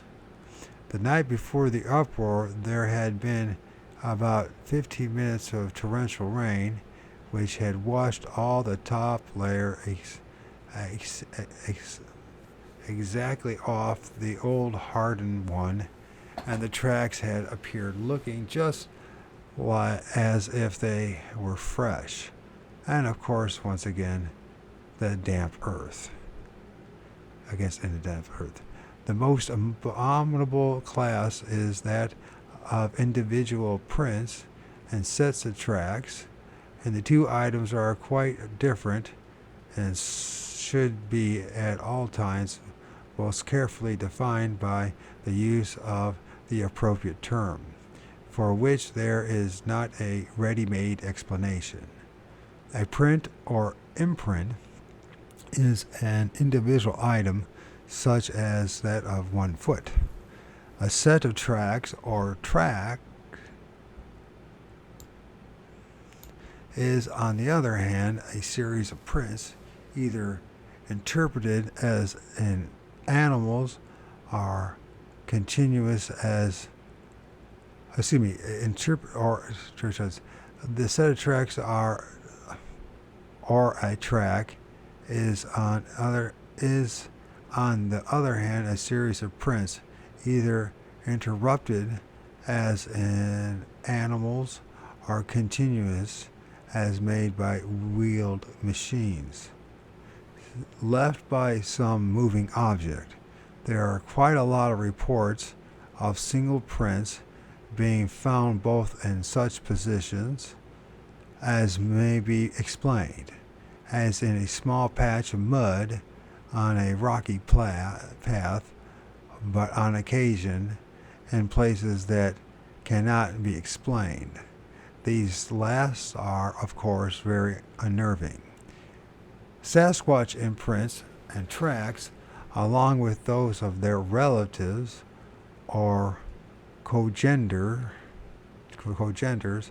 by whatever name they were known, were perfectly all right by the Amerids because they had just such a ready-made answer on all of them as they readily tell one, knowing perfectly well that they were made by the big, wild, hairy man of the woods, or hairy men of the woods, or by their wives and children, as the Amerids gave up being Americans and started to become, or forced to become, sort of bogus Europeans. They forgot to tell their own children about these personages. The result was that in time we even have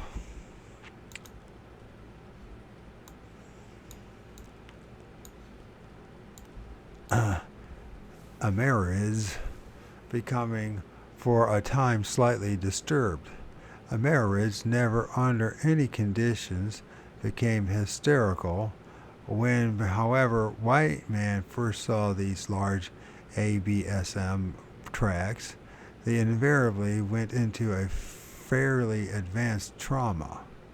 This habit was apparently universal among Europeans and people of Europe or European origin, right up until the time when a ready-made answer became disseminated, namely Sasquatches, Omas, etc., were upon a happy reaction that set in. This was simply to say, oh, those, don't worry, they're made by runaway Indians. They have huge feet, and sometimes grow hair to keep out of the cold. Amerids, I should point out here, are either wholly or substantially of Mongolian ancestry, the group of human race that is defined as being the most glabrous among without body hair, having particularly small, neat feet. Maybe that's where I get my small feet from. I am part Ojibwe. It is rather interesting to note in passing that persons of African ancestry have behaved quite otherwise throughout. They possess ancestors who have always recognized a non-material world just as widespread and as real as the material one. This is probably why they are such great pragmatists.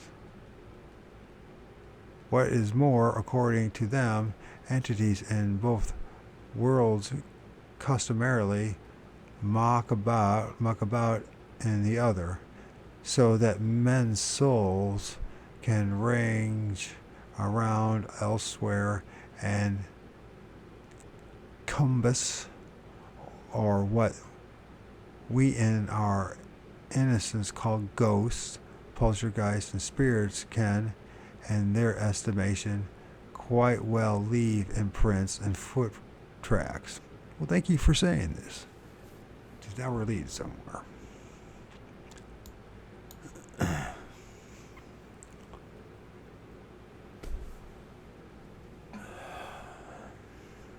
Americans of the Negro branch of humanity and their descendants are therefore the greatest skeptics throughout our society. They have never really been interested in or even much surprised about the matter, for they have a sort of built in answer.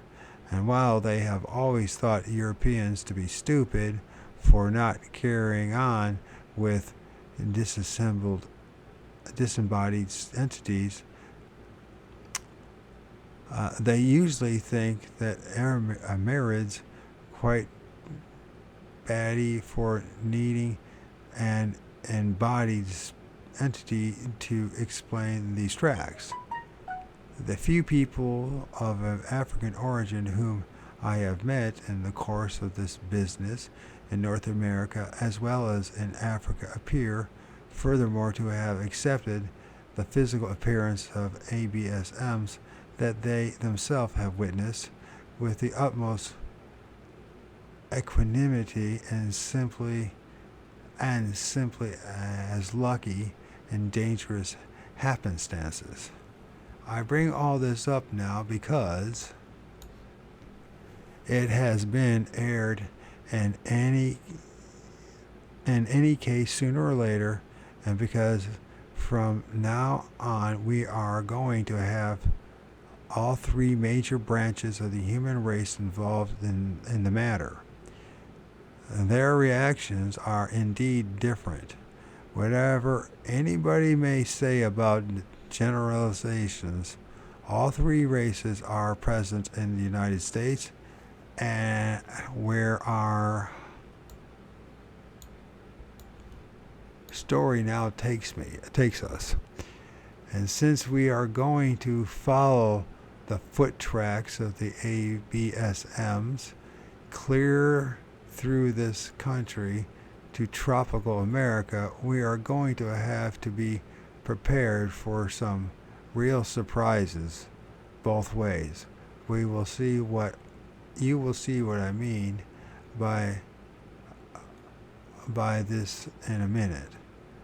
At this point, I would ask you to glance at map 2 and 4 before proceeding, because without some idea of the facts of vegetational distribution, very little of what I have to say in this and the next chapter will make much sense.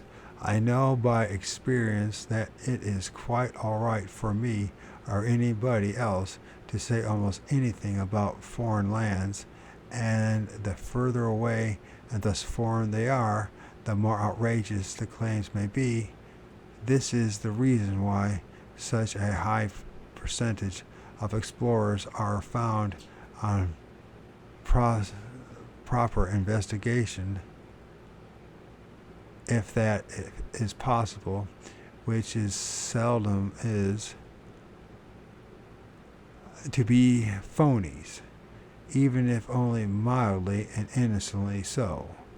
When, on the other hand, anybody makes even the slightest unusual remarks about the country in which he is speaking and to the citizens of that country, he is almost certain to be disbelieved, properly ridiculed, and oftentimes harassed for his pains.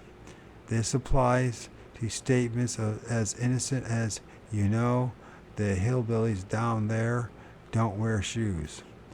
Try it sometime down there, but don't wait to see what happens, for you'll have the local State Department on your back if you have published your statements, and you'll find yourself excluded from private swimming pools if you have merely said it in family circles. Since I have a private swimming duck pond of my own and seldom wear shoes indoors in the winter, or either in or outdoors throughout the whole summer and early fall as well, for other reasons that I will not go into, I have made a profession of saying things about the country I am in. I am in. I am, in fact, as I said at the outset, a reporter, and as I did not give a damn whether anybody wears shoes or not, nor what their opinions are on that or any other subject, and I am interested only in the facts. I am constantly saying things that annoy people. What I have to say now is going to annoy some types very much. Moreover, if you haven't as yet glanced at these maps, you may be so annoyed that you will just stop reading. I don't want you to do this, but for purely altruistic reasons, namely that these facts are such fun. To keep you reading, therefore, let me just tell you that if you do so, you are going to get a really good laugh, specifically at the expense of just those whom you have already thought were idiots in any case. Admittedly, this includes almost everybody other than yourself, which makes it all the more pleasant. Animals, or ABSMs, take no account of political boundaries, even when they are physically erected by people in the form of barbed wire fences and iron curtains.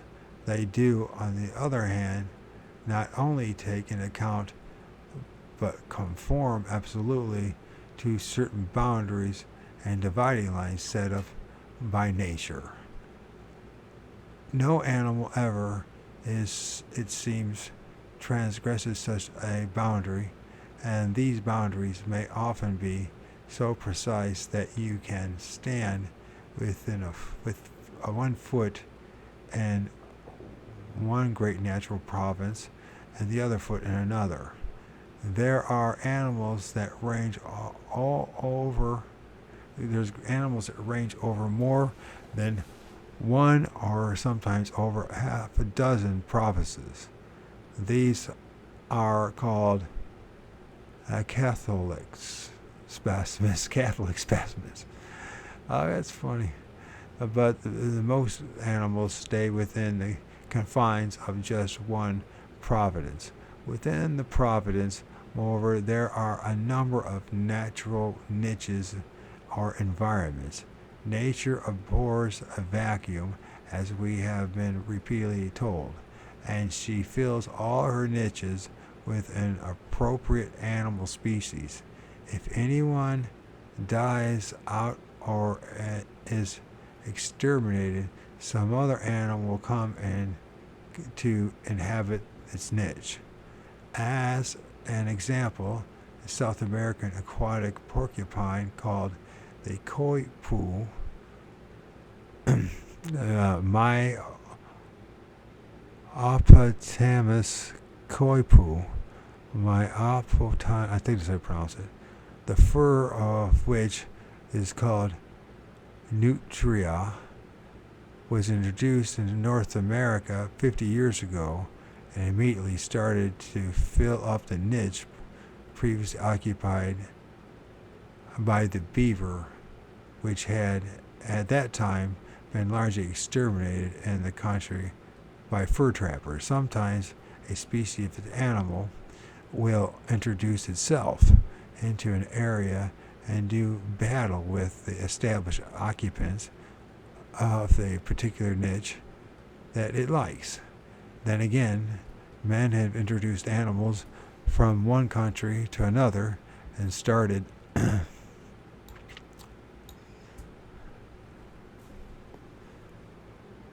virtual animal wars, usually with fatal consequences on one or the other party. Australia introduced European animals like the dog, cat, fox, and rabbit, and have committed massive mayhem on the indigenous fauna. On the other hand, attempts to introduce the pheasant in certain parts of North America have repeatedly failed.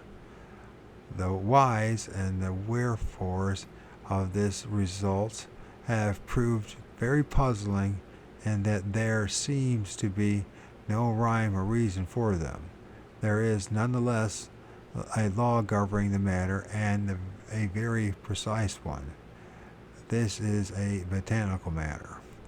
The whole earth is portioned out in different types of plant growth, and different in the way the vegetation grows, in height, density, and so forth, rather than in what particular type of plant it contains, and these form great belts around the earth regardless of ocean, sea, and mountains. These belts, which meander about and broaden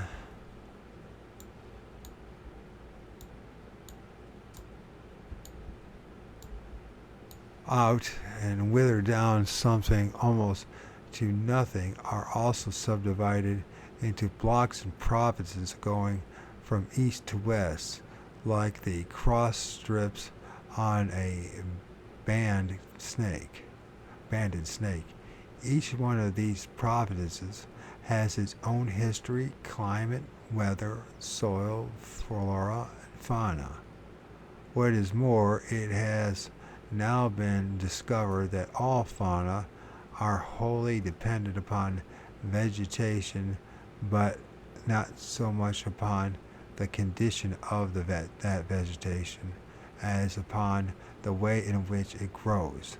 Human beings are animals, and they conform to these general principles too, even down to national types. So it seems do the ABSMs. See map 2. Man, however, is what is called an adaptable animal. He is also incredibly tough and can survive in more types of vegetation and in a wider variety of environments than most animals, being suppressed in the ability by only a few other animals, such as the spiders and their allies, which live in the water and the air. I range from ice caps to still hot lava flows, and to the tops of mountains where even plants give up. Nevertheless, when man comes to settle down and try to earn a living and breed, even he conforms to the old patterns. Hollanders gyrate, I guess. Hollanders gyrate to coastal flaps. Didn't it say that? It says Hollanders gyrate to coastal flats and Norwegians to warm, wet fords. However, man can survive an ousting from his natural environment, and he has often done so.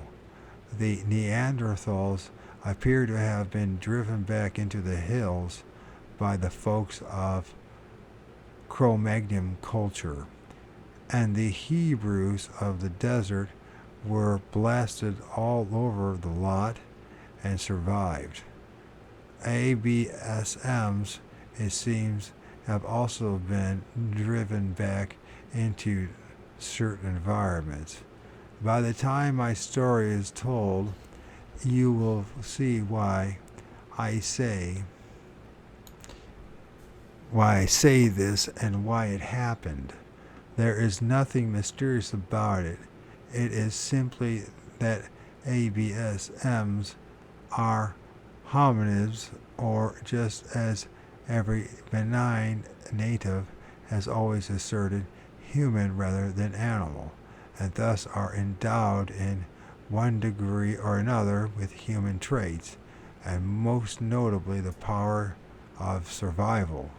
Their adaptability, their toughness, their acuteness, the pungins or apes, on the other hand, though looking so like humans, are the lowliest adapters and completely stuck with their special environments and in their peculiar providences. They can hardly breed outside themselves, and even with the very best and most modern human medical assistance, as witnessed the tiny number of gorillas born in captivity. In other words, about 50 million years ago, nature started an experiment with a couple of primate types, now called hominids, and the pugins, and first made the grade, and mostly through the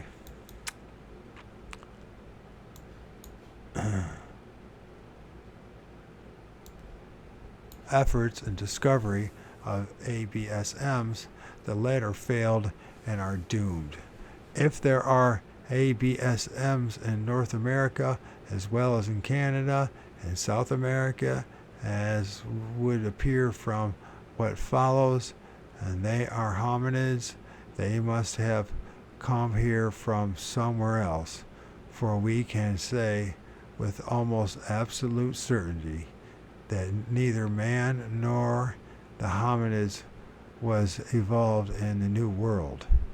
What is more, not so much as a single bone or other indication has ever been discovered suggesting that either the pungins or any of the true monkeys ever even got here. On the other hand, man got here, and at a rather early date. Bones of animals he brought back from hunting forays have been dated certainly back to before the last ice advance. Some are claimed to be more than 40,000 years old. We have not yet obtained the bones of the earliest of these men themselves. But if some anthropologists are right, there are some extremely old and quite primitive stone implements at the lowest level, and we now know that a creature such as Eastern Africa's Zanjanthropus was a tool maker, but most certainly would be called an ABSM if he were found running around today. Failure to find the bones of ABSMs is not cause for stating that they never existed. Tools of the type known in Chilean and Chilean? I think I forgot how to pronounce it already. I'm going to see Chilean and Aculian have been known from all over southern Europe and Africa since man started collecting such items.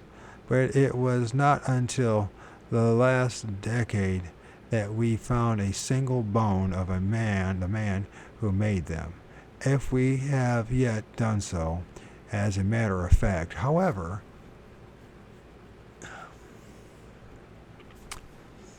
ABSMs seem once to have roamed much of North America. Why then should those alleged still do so? Although really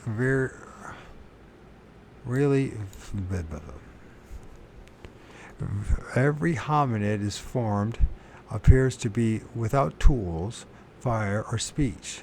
We have to look at it this way. There were probably here in the purely animal stage of their development, and they kept coming in waves over the Bering Straits, if you like, at ever increasing efficient levels of tool making and development, until they were replaced by their cousins, who were so something or other that we, upon digging up their remains, call them men. Lots of these came to, making ever better tools, until the misguided Amorids made the mistake of tagging along. At this point, we enter history in the domain of other specialties. As brighter and better ABSMs turned up, however, the previous occupants had to move out into less desirable environments, I should mention.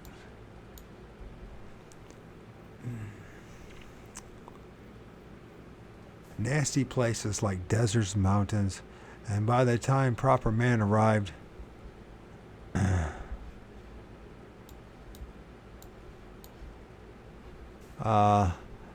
these places were getting quite crowded, and at the point of another factor became operative. ABMs, both here and all over the world, had been getting better, which is another way of saying more complicated or mixed up, and thus in certain ways less efficient again. The most complex the culture became, and don't think that they didn't have a culture, for Nutcracker Man, Xenanthropus, of 600,000 years ago in East Africa, made splendid tools, but had a brain somewhat more paltry than the average chimp, and the more dependent they were upon an easy environment, which means one where it was easy to obtain a living, chased out into a rough one by still more cultured chaps. They began to find the going very hard. In fact, the more cultured they were, the worse they fared when pushed up into the mountains, and the more advanced they were, and the more easily and rapidly they gave up and became extinct. Thus we have an extraordinary spectacle of the more primitive surviving and the more advanced willingly wilting away.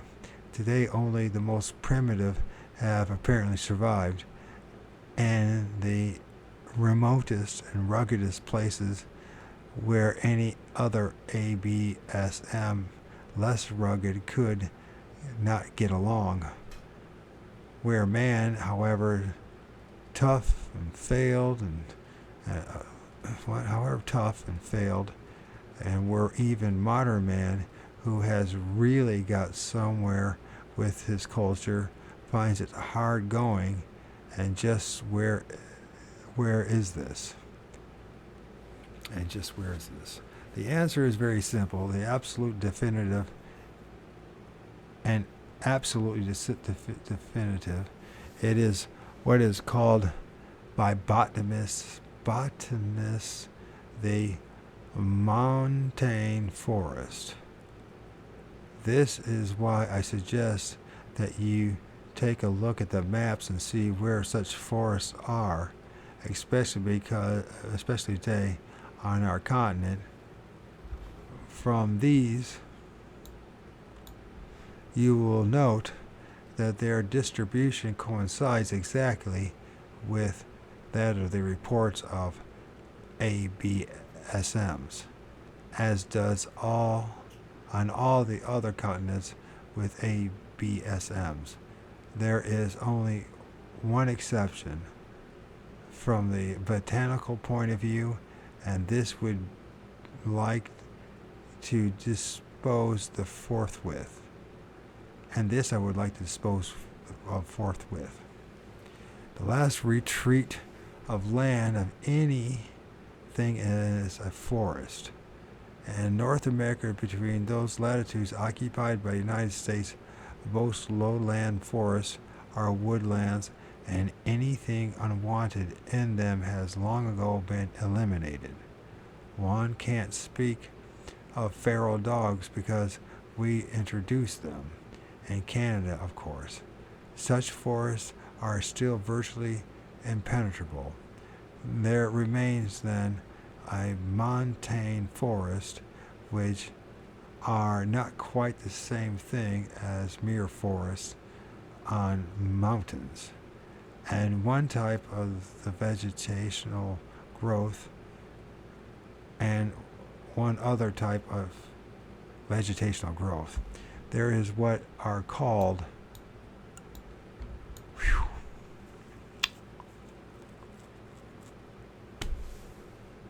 technically bottomlands, but this is meant swamps at low level, but mostly in river valleys, deltas that are covered with a closed canopy of forest of some kind.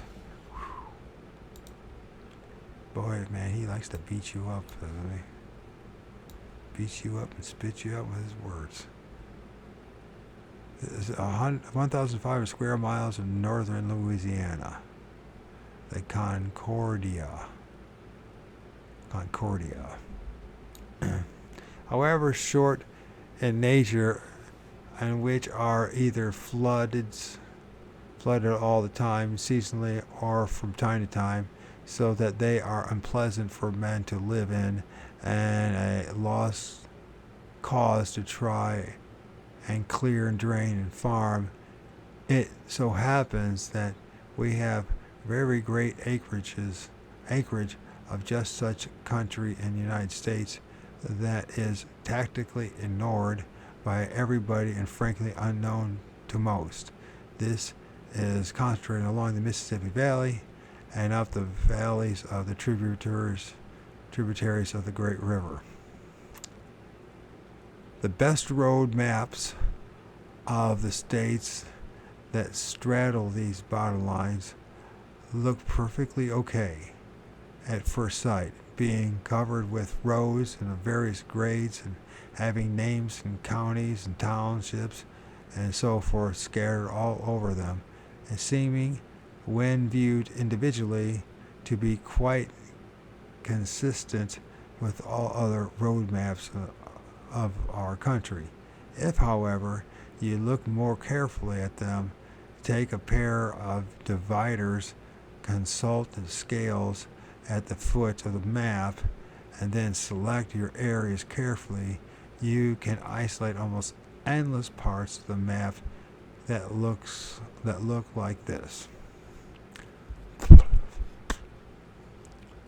Blah, blah, blah, blah, blah. This you will not, of course, believe.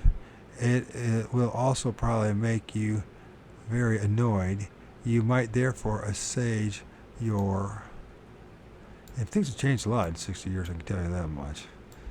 We conquered a lot of the swamp. I mean, where I live was technically called used to be called the Black Swamp. It was a massive area.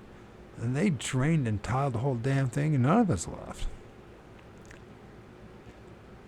So, free by going out and buying and writing to one of the oil companies to obtain maps of such states as Missouri, Illinois, Kentucky, Tennessee, Arkansas, Alabama, Mississippi, and Louisiana, all spend an amount or two with a rectangular of dimensions and scales of the above.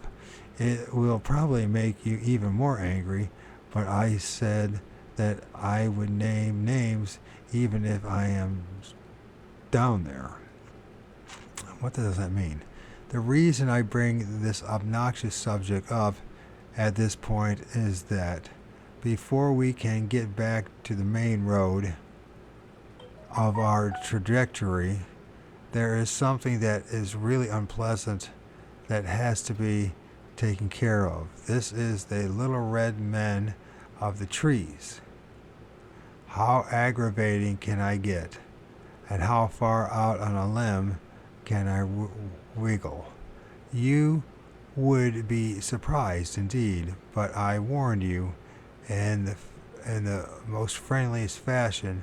Please do not forget that I am a reporter, and as of now, nothing else. It is therefore my duty to report to you. So here it goes. Dear sir, My name is James Meckham. Meekham. That's maybe a good place to stop.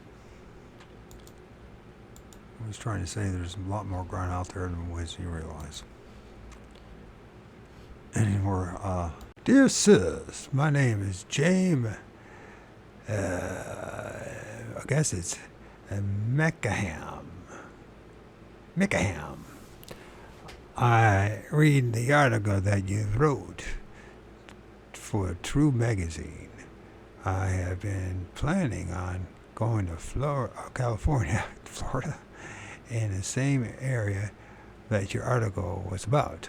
I was a little surprised to read that such a creature as the abominable snowman living is so close to where I intend to visit.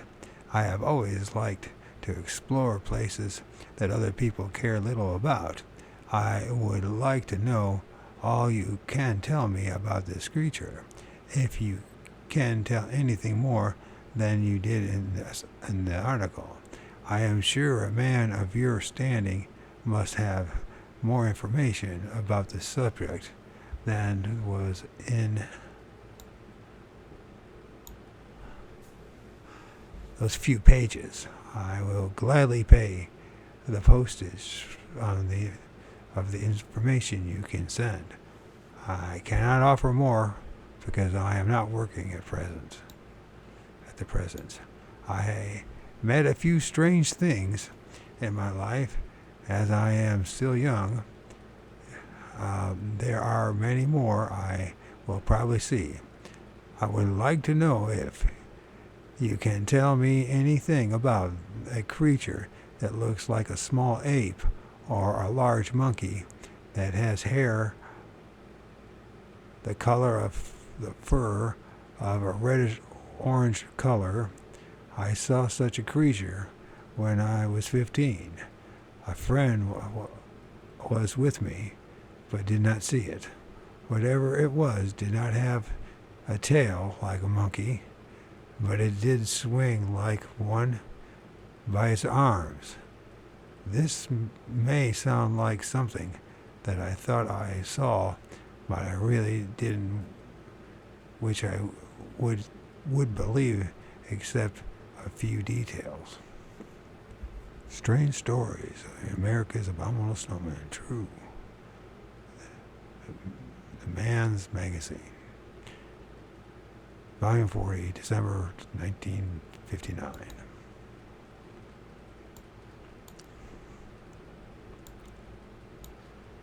I had a 22 caliber semi-automatic with me. I watched this thing for 5 minutes, so I have to believe it. I put 14 22 long rifle shells into whatever it was. For where I was standing, I couldn't have missed. We found one bullet in the tree trunk, so 13 of them hit it. And the part that sounds more impossible is that whatever it was did not even move while 13 bullets went into it. If I had missed all 14 bullets, I would have gone into I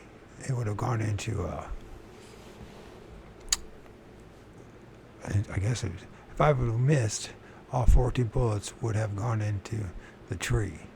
I have told many people about this, but nobody believes it.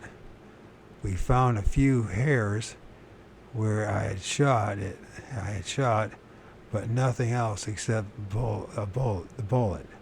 There was a trace of blood. There was no trace of blood. My partner thinks it was a squirrel, but no squirrel grows that big. If it had been one, 2 of those bullets would have stopped it dead. Whatever it was did not even move till I headed for the tree. It traveled through those trees like an express train. I could hear the leaves rattle, but could not see it. I searched for it for a long time after that, but never saw it again. No one in the area knows anything about it and has ever seen it. It had a cry that was enough to drive a person crazy. That was almost 3 years ago, in 1957. I still wake up in my sleep sometimes when that sound comes back to me. If you can give me any advice as to what it could have been, I would greatly appreciate it. If I had not shot it myself, I would not believe it. Not being able to find any blood, I know you must receive a lot of letters about this sort of thing, but all I want to know is what animal in a marsh in Jackson, Tennessee could hold 13 long rifle shells without even moving. Till you start to come after it. That is what started my looking for things most people think cannot possibly exist. Yours truly, James N. McAham. In 1954, a young orange Unton escaped from the shipment of apes to a well-known Florida organization, took off into the woods, and has never been seen again. I refrain from giving further details because the valuable ape was paid for but reported to the DOA, a trade term for dead on arrival, and some still might get in trouble. The incident is fairly widely known in certain circles and has been a perfect nuisance because when anything like the above is reported, even as far away as Tennessee, it is immediately dredged up by way of explanation. I suppose it is just possible that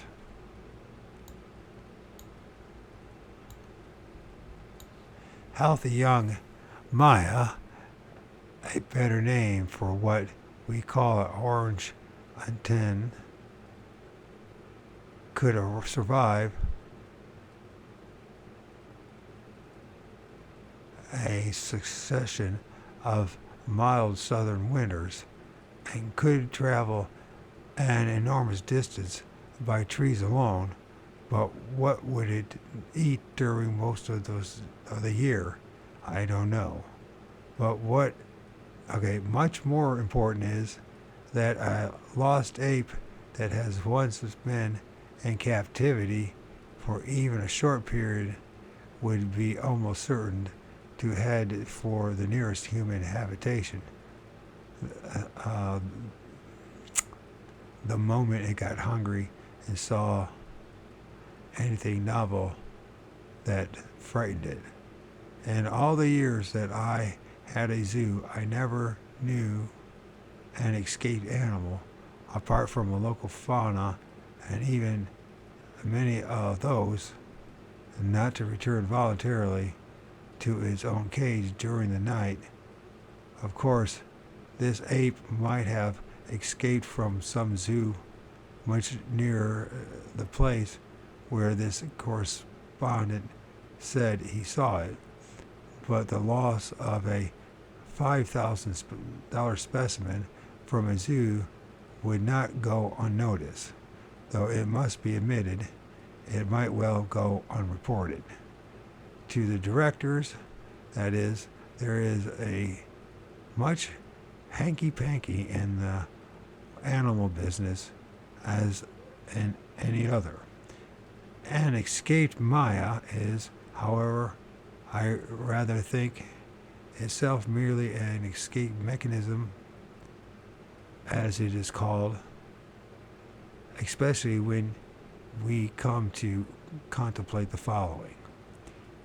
From Heuser Folklore, Volume 5, Page 19, March 1946.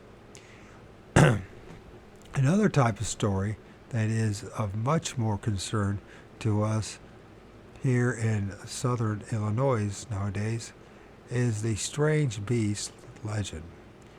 Every few years, some community reports the presence of a mysterious beast over in the local creek bottom. Although it is difficult to determine just where a story of this sort has its beginning, this one seems to have originated in the Gum Creek bottom near St. Vernon during the summer of 1941. A preacher was hunting squirrels in the woods along the creek when a large animal that looked something like a baboon jumped out of a tree near him. The preacher struck at the beast with his gun barrel when it walked towards him in the upright position. He finally frightened it away by firing a couple of shots into the air. Later, the brigades began to alarm rural people by uttering terrorizing screams, mostly at night in the wooded bottom land along the creeks. School children in the rural district sometimes heard it too, and a hunter saw its tracks. By early spring 1942, the animal had local people aroused to a frightened pitch. About that time, a farmer near Bonnie reported that the beast had killed his dog. A call went out for volunteers to join a mass hunt to round up the animal.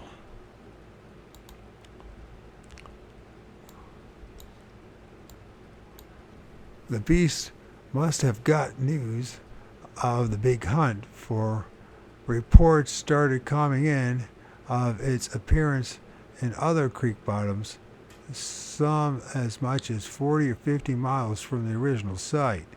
A man driving near the big muddy river in Jackson County one night saw the beast bound across the road. Some hunters saw evidence of its presence away over in Oka. I guess it's O-K-A-W, Oka. Its rapid changing from place to place must have been aided considerably by its ability to jump, for by this time reports had it jumping along at from 20 to 40 feet per leap.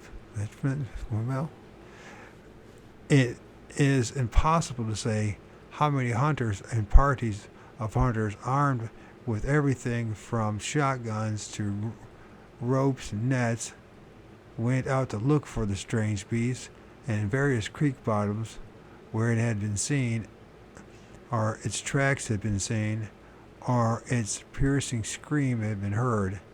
Those taking nets and ropes were intended to bringing in the creature back alive. Usually the strange beast cannot be found, and interest in and it dies as mysteriously as it rose in the beginning. About 25 years ago, a coon hunter from Hector one night heard a strange beast screaming up ahead, and in prairie dune Long Creek hunters chased the phantom from time to time all one winter. Their dogs would get the trail, then lose it. They would hear it screaming down a creek in the opposite direction. It was that kind of creature. You don't hear it up creek, but when you set out in that direction, You hear it a mile down creek. Sorry about the reading. I'm struggling with the reading. Again and again, dear Mr. Sanderson, I listened to you on Long John Nettles' program last Thursday and was very much surprised that you talked about such things in Abominable Snowmen in America. I am a housewife, but I majored in biology, attended our state university, and have an MA in plain zoology. My husband is an experimental chemist employed by company name withheld for obvious reasons, author, and my eldest son is a technician in the Air Force. I came from Mississippi, but we have resided here in Kentucky for 10 years now. I wonder if you have ever heard of the little red, and then it says something here. This is funny. This is a funny word. Doesn't it imply that something can be found? Okay. Anyways, little red. Have you ever heard of the little red men of the Delta? No one thought anything much of them where I was raised, except that one had better be careful of shooting one because it might be murder, or so the sheriff might think if anything came of it. But I was surprised to find that folks hereabouts know it too, though they took some years to talk about it to me. My husband is a New Englander, and these folks don't talk much. There are the little red men of Delta, said to be about the size of a 10-year-old kid and able to climb like monkeys and live back in the bayous. They talk a lot about but keep out of gunshot range and mostly go into the water. They are people, and the muskrat trappers say they often wear scraps of discard linens,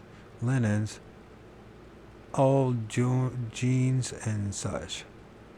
If you have heard about them, will you talk about them on air, as it puzzles me that no one has ever talked about them, but everyone in some places seem to know about them. There was sure nothing in my biology course about them, but there's a lot of folks don't know or don't talk about. Yours, etc., Mrs. V.K. And you can say that again. Plain ordinary citizens just don't talk. They are born with too much sense. Ridicule is the most disastrous thing and can ruin one's whole life and one small group. It takes real guts to come right out and say you've seen a Loch Ness monster, or you better have private means if you do.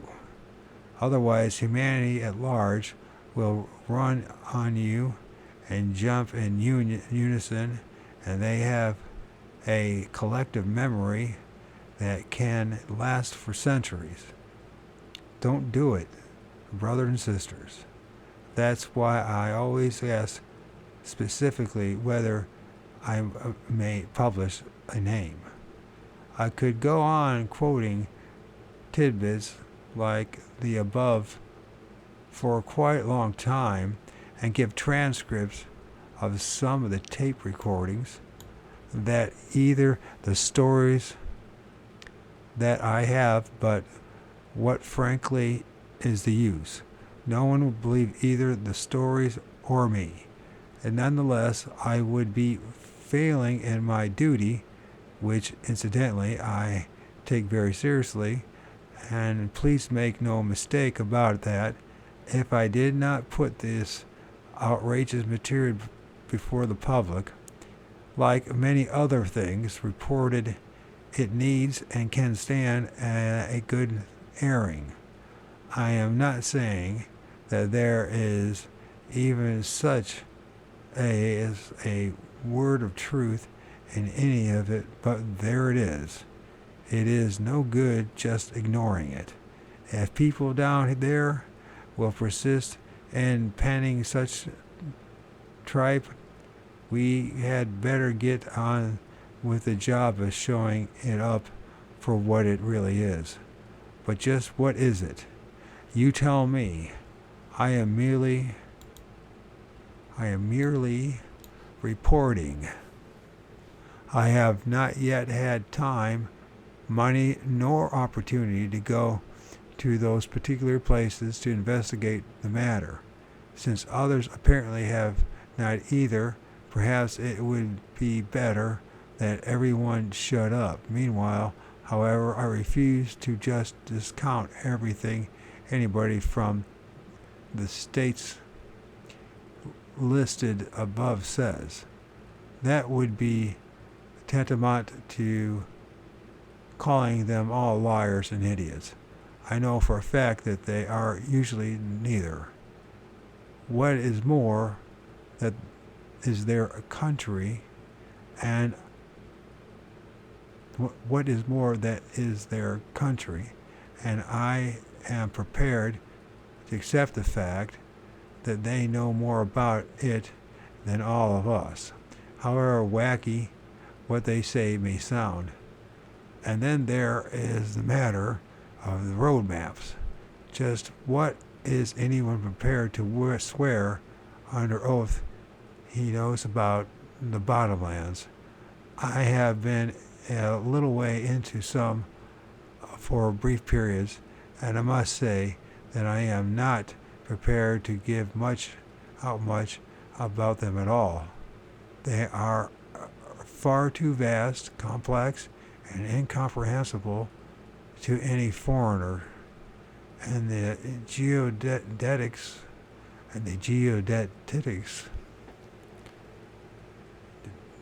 whatever that means, have surveyed them, and let them tell us. Their maps are excellent.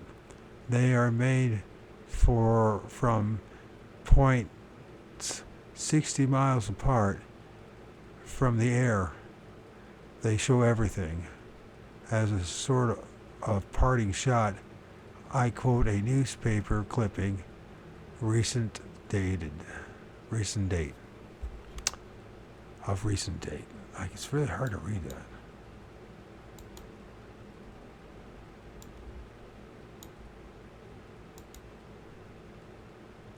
Well, that's probably a good place to stop this recording. Monsters around.